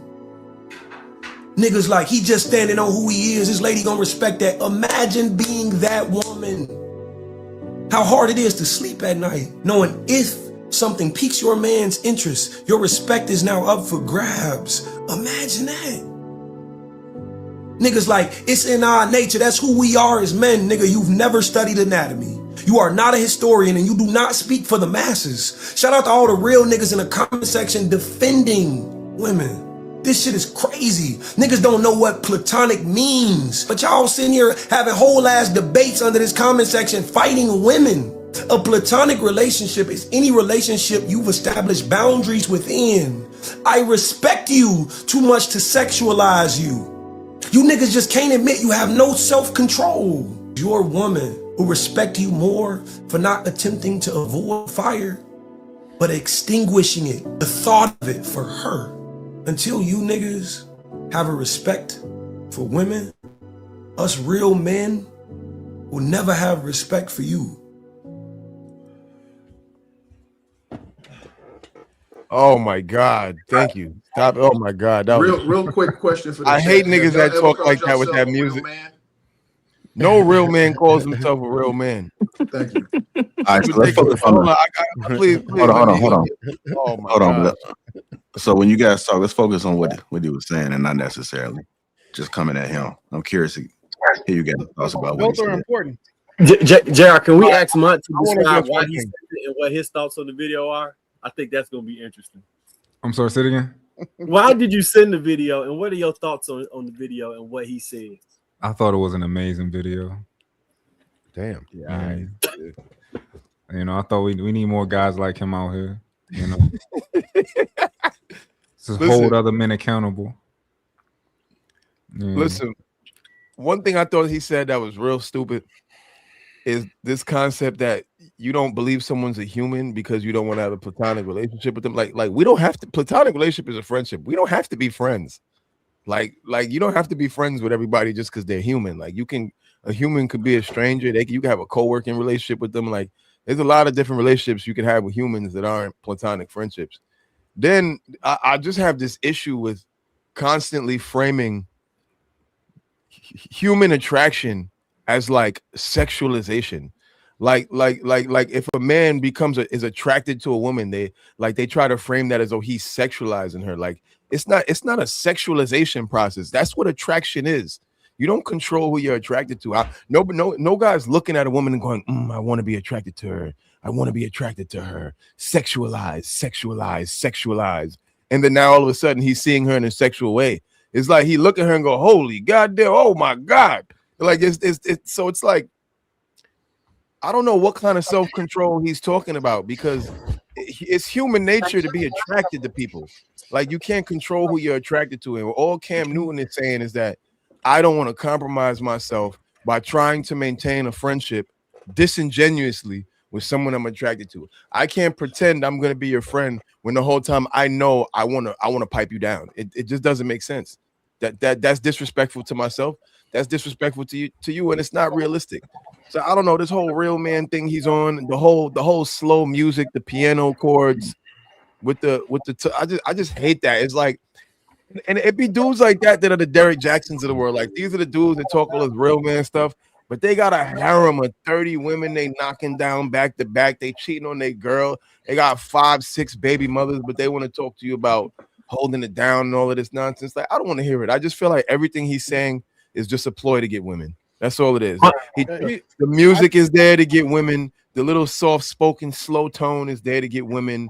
The real man reference is just there to get. All he's trying to do is frame himself as I'm a real man. And no one's asking him no questions about his personal life. He's asking everybody else questions about their personal life, because as long as we get to avoid his personal life, he gets to be the real man in the room that's pulling everybody else's card. It's fucking nonsense. He sound like a bitch ass nigga to me, and it's not because he was talking about defending women. It's because he did that sneak shit after he was on the show.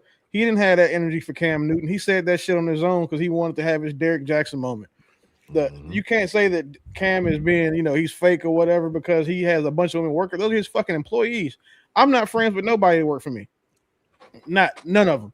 Anybody that I cut a paycheck with that's not outside of my family or not directly my woman, I'm not friends with you. We have a business relationship. You are an employee, and I'm your employer. So to use that as a talking point to say that he doesn't value women as humans, again, it's just him being a bitch ass nigga. Like, these are the type of niggas that get women to do that finger clap shit and then do it back to them. These are the type of women the type of niggas that tell women they should be able to live alone and go do all of this shit and tell women you don't need a man. Like, he just a 5'6" version of that Yada nigga. Like, tell the women all the shit they want to hear without the money. Yada 5'6" too. Like this shit. No, Yada's 5'2". That nigga's little. Like, Yada, my 9-year-old is taller than Yada, and he's little too. But like, when we can't say like saying a man who doesn't want to have platonic relationships with women, and generally speaking, it's because we know that shit doesn't fucking benefit us as much as it does them. We get used for boyfriend energy, and we don't get boyfriend respect, privileges, or access. Name one thing that a man needs a woman for as a friend. And don't say other women's perspectives, because we all can get women.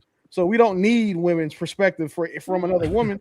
Women that have a lot of male for friends have a bunch of niggas that's waiting to fuck, unless she's ugly. Because if she's ugly, then they might really see her value because she can cook her some shit. But if a woman is remotely attractive, all of those homeboys and brothers and cousins she got, they're just waiting their turn to fuck. They waiting for an opening, and they just gonna play the role until they can. And then the ones who might not be trying to fuck, like the 1 in 1,000, he just know he can't do no better. So being around her might get him some residual pussy. But at the end of the day, it's a dick behind every friendship that a woman has with a man. What's so sad about this? It's like we will never be able to save women from niggas like this. They never gonna listen to us. Like, I guarantee if you go in his comment section, try to disagree with that nigga. Like, try to. Mark, what if he lying? Do you think it's okay for him to lie like this because he's trying to keep women happy? No, I don't think. I don't. I mean, get your money how you get your money. Get your money how you get your money. But I think it's corny. I couldn't stomach it. Like, I wouldn't be able to do it. But the nigga about to get his money. That video probably about to go up. Whatever, it's like selling drugs to the community. Like, yeah. Oh, one thing I wanted to add too. One thing I'm sick of, and I think we need to like ban this in the community, is like, can we stop comparing the relationship with the woman that you pipe to your mom? Like, I don't know why they keep doing this. Like, oh yeah, your mama's black, or raised by women. There's no thought in you're raised by your mother, but my mother is nowhere near anywhere. The relationship I have with my mother is never going to be like the relationship I have with the woman I'm sexually interested in. So we don't even need to compare those two things. Like, they're not even only niggas that do that are women or men who are raised by their mother. That's why they do it, because they're the ones that are looking for their mother and the women that they end up marrying. Those of us that had men in our lives, whether it be our fathers, uncles or football, we don't say stupid shit like that. Like, anytime you see one of these male feminist niggas, these Derek Jackson pander, like the Timu Derek Jacksons, they always use the same logic from the bitches that raised them. It's never man logic. It's always logic that comes from a woman-centric point of view, because they were raised in women-centric echo chambers. I think Buddy was extremely dishonest for several reasons. I think all y'all been killing on the points, but specifically using Cam's employees to make that argument and negating the fact that Cam Newton, a tall man, women find attractive, that's famous and rich.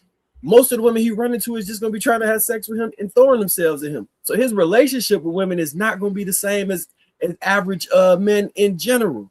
And then I wish he wouldn't have been doing the preacher voice and doing all that finessing, trying to get women on, because there is value in the conversation that there's more beyond women than just sex, and you can have a relationship with them in some way and benefit from it without just having to be purely sexual all the time. But you can't even get to that because the first part of all that shit was such a lie, and he was finessing so much, we can't even validate any portion of that because you just can't co-sign that shit.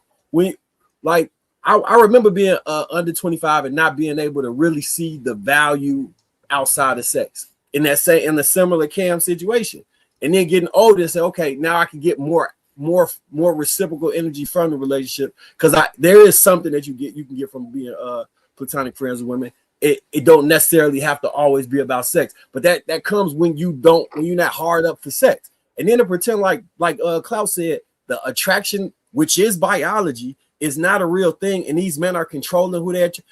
No straight man can see a beautiful naked woman and say, I'm just so mature, I respect you so much that I'm not attracted.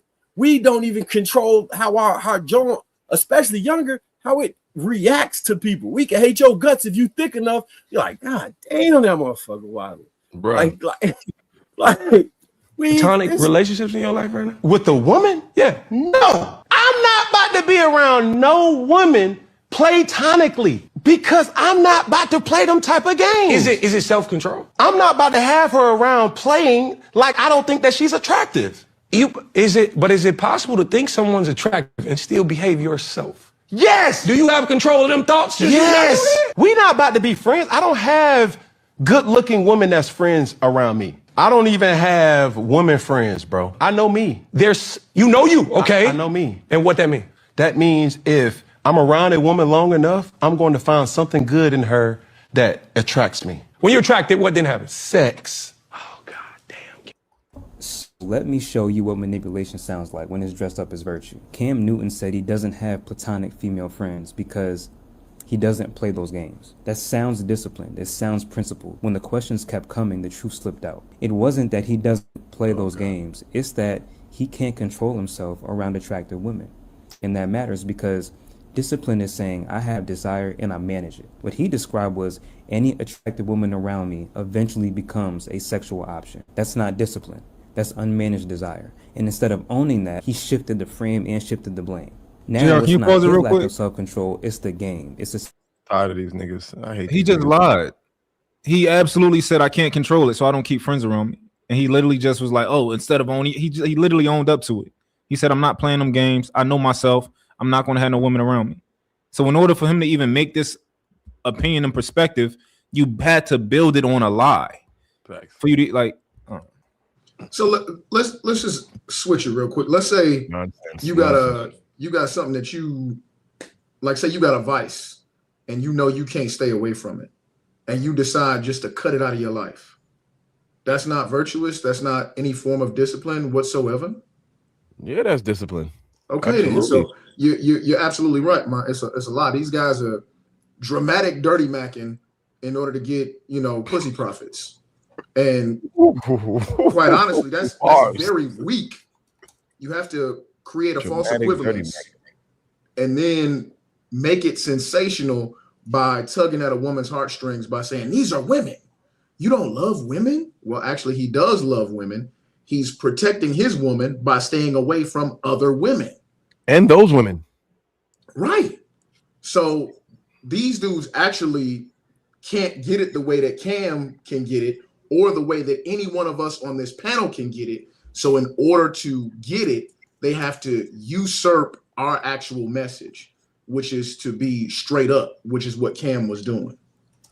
He compared women to crack to him. He said women is his vice like crack is to somebody else. That's just him being honest. He's being honest. He's being genuine. He's saying, I don't want them around me. I'd rather play it safe. Like, why are we like, it's crazy because normally this is what women do. Like, why can't you be in, like, why do you care? He's saying, I don't want to be around y'all. So he don't want to be around you in that type of capacity. So, I don't know. Man. I get tired of this discipline conversation about biology. Like, it's like anybody with common sense knows if you got pets, let's say you got hamsters, nigga, you put a male and female hamster in the fucking tank together, eventually you're gonna have some baby hamsters. This is not a self-control thing. Like, when it comes to attraction, this is just how nature works. You put a male and female of anything together in an enclosed space long enough, they gonna fuck.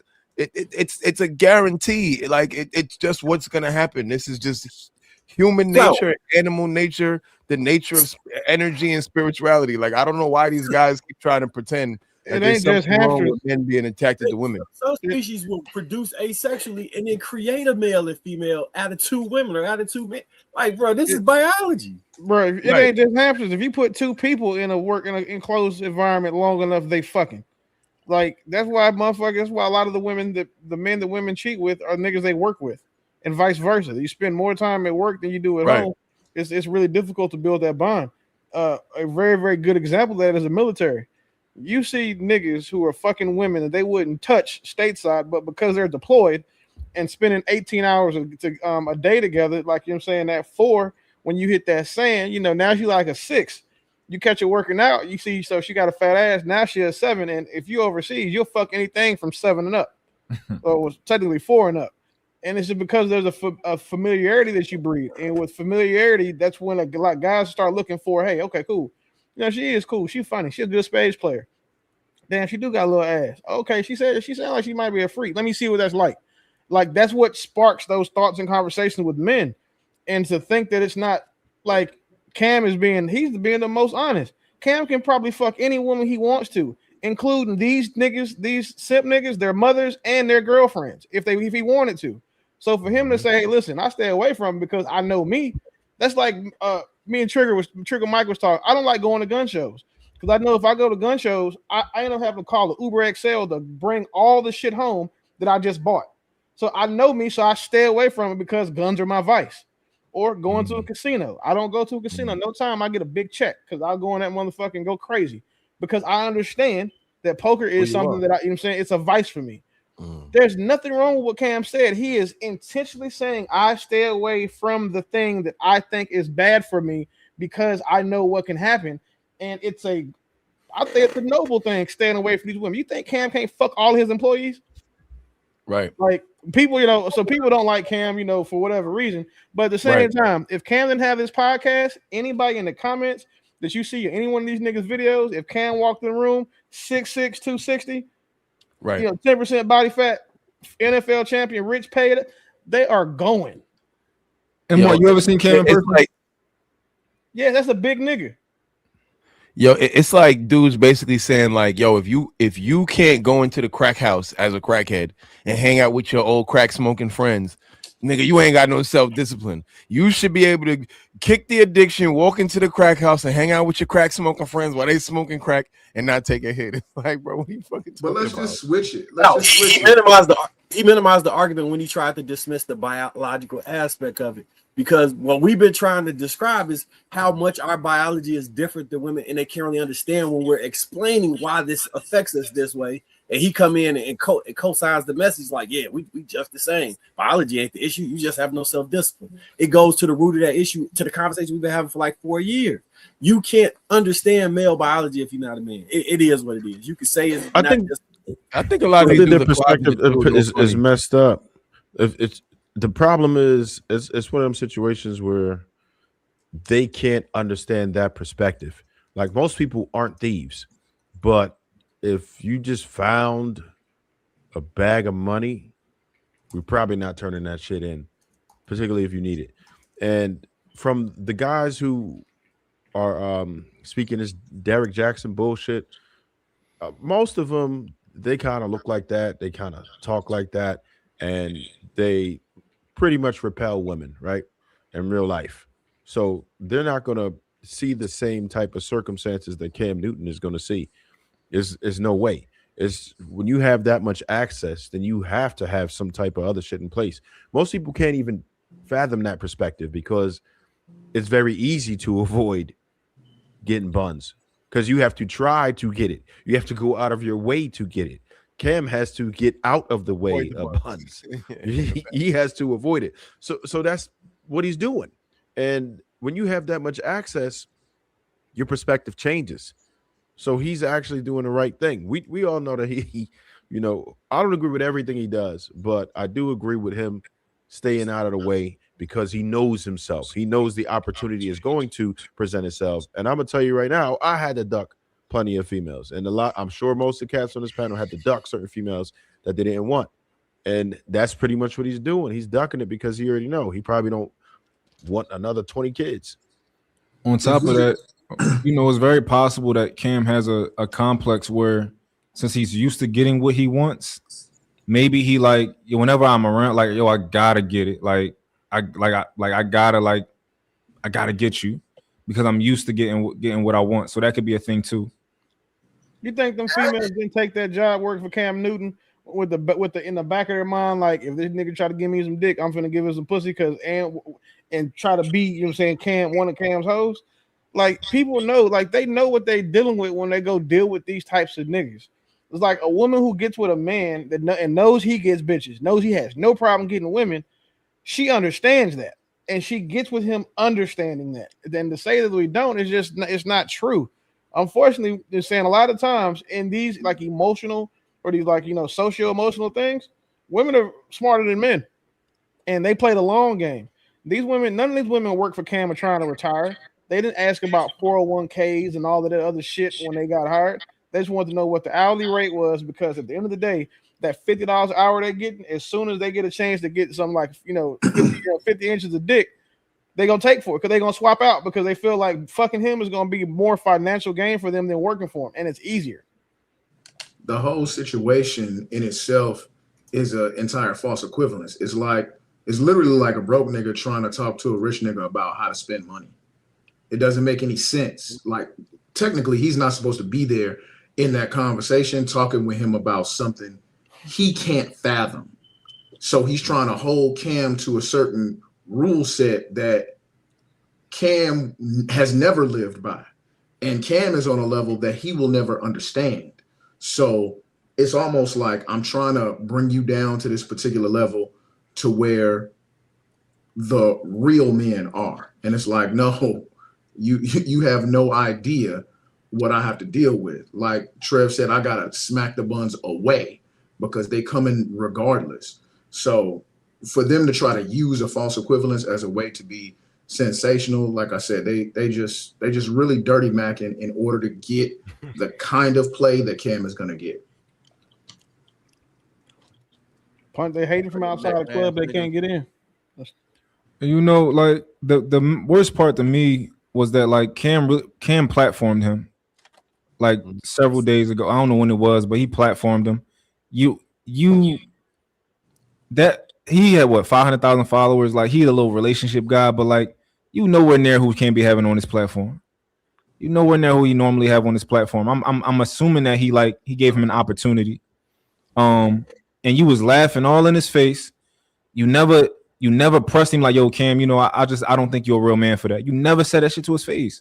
Then you get home and you shoot this corny ass video, this performative fucking video. Going in. And he got a grass wall.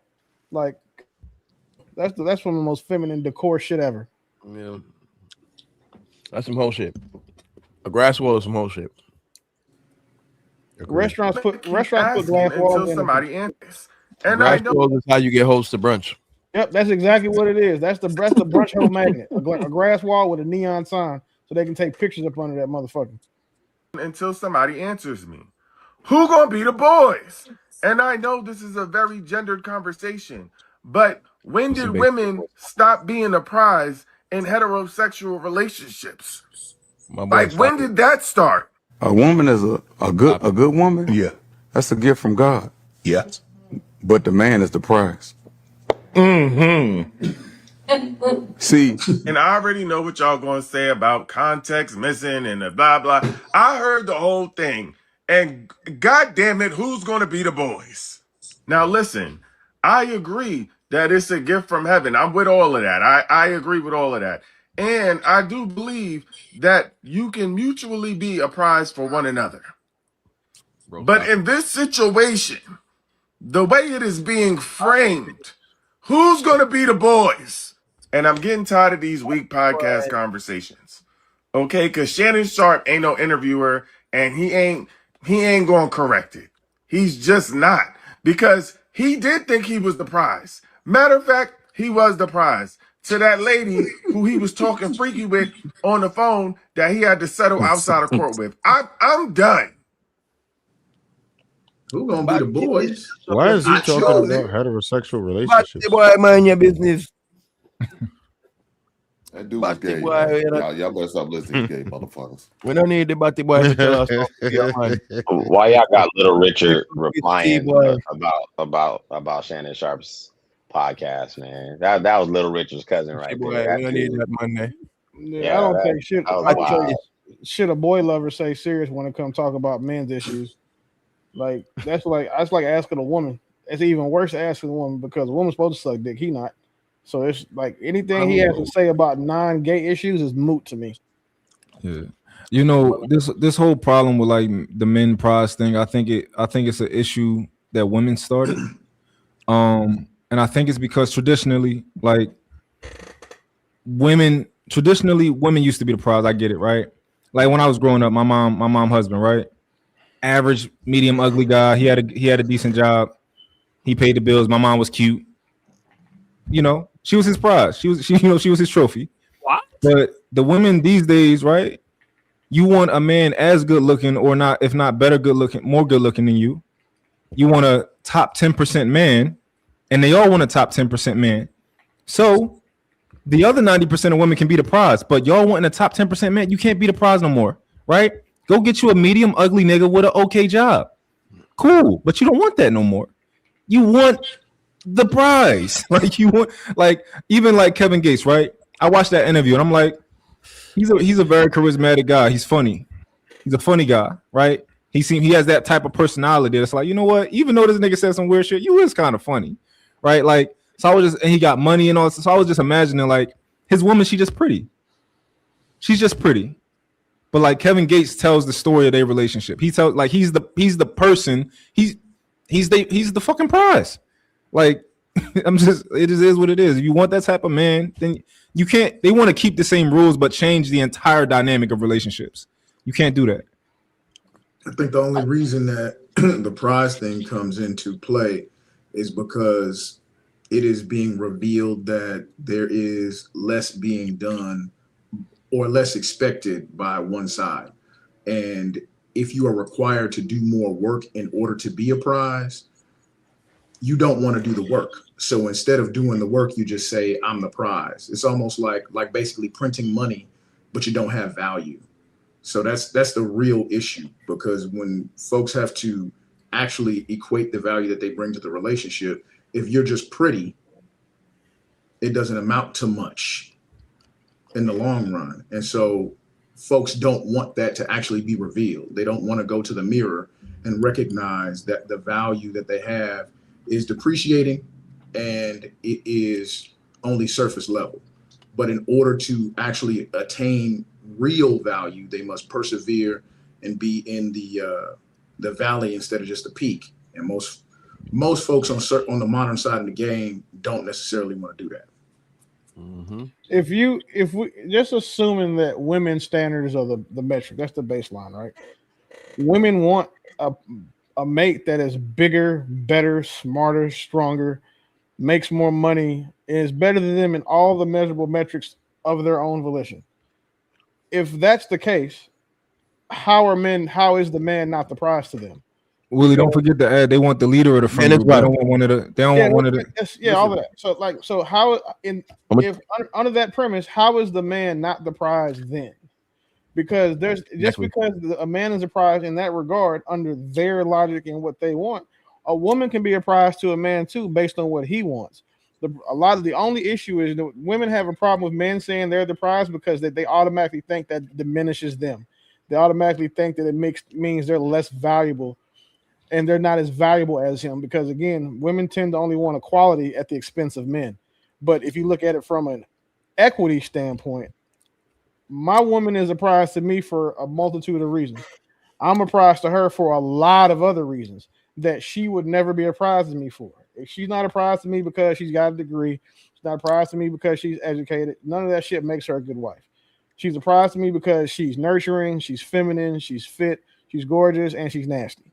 Those are what make her a prize to me. My woman doesn't say any of that stuff when it comes to me. Like, I'm a protector, provider, all of the other shit is what makes me a prize to her. And there's nothing wrong with that. It's just because I win this one doesn't mean you have to lose. There is no loss for the women to have. We just look at things differently. Well, also, Here's the thing. The reason why I feel like men are the prize, and the reason why I feel like this is because it don't matter what status man he is. If you put a man in a woman's life, her life's going to become better in some way. Something in her life is going to become easier. Something in her life is going to become manageable simply by a man being in his life. That's not the case for men. You add more women to his life, and you add more expenses. You add more complications. You add more decisions he has to make. So just simply off that, just a man being in a woman's life adds value to her in general. A woman who's married at all to any man is considered valuable in the realm of women because she has a husband. A woman with a husband is considered more valuable than a woman that doesn't. So at the end of the day, yeah, we the prize. We a big prize, you know what I'm saying? And we should act as such.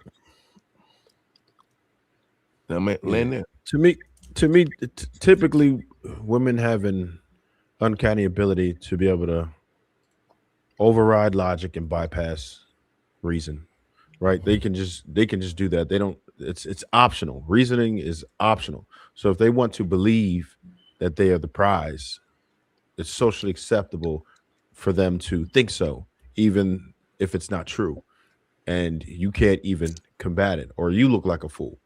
So the main thing is just to not even entertain that shit. Because at the end of the day, how is that female going to even treat you? What is she doing for you? You'll know if she feels like you the prize. She's going to treat you like that shit.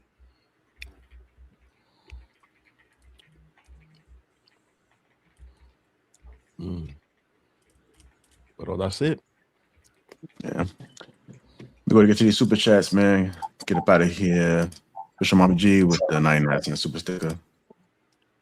Brother with the 99 cent super sticker. And brother again, the 99 cent super sticker. Appreciate everybody that has contributed to the platform.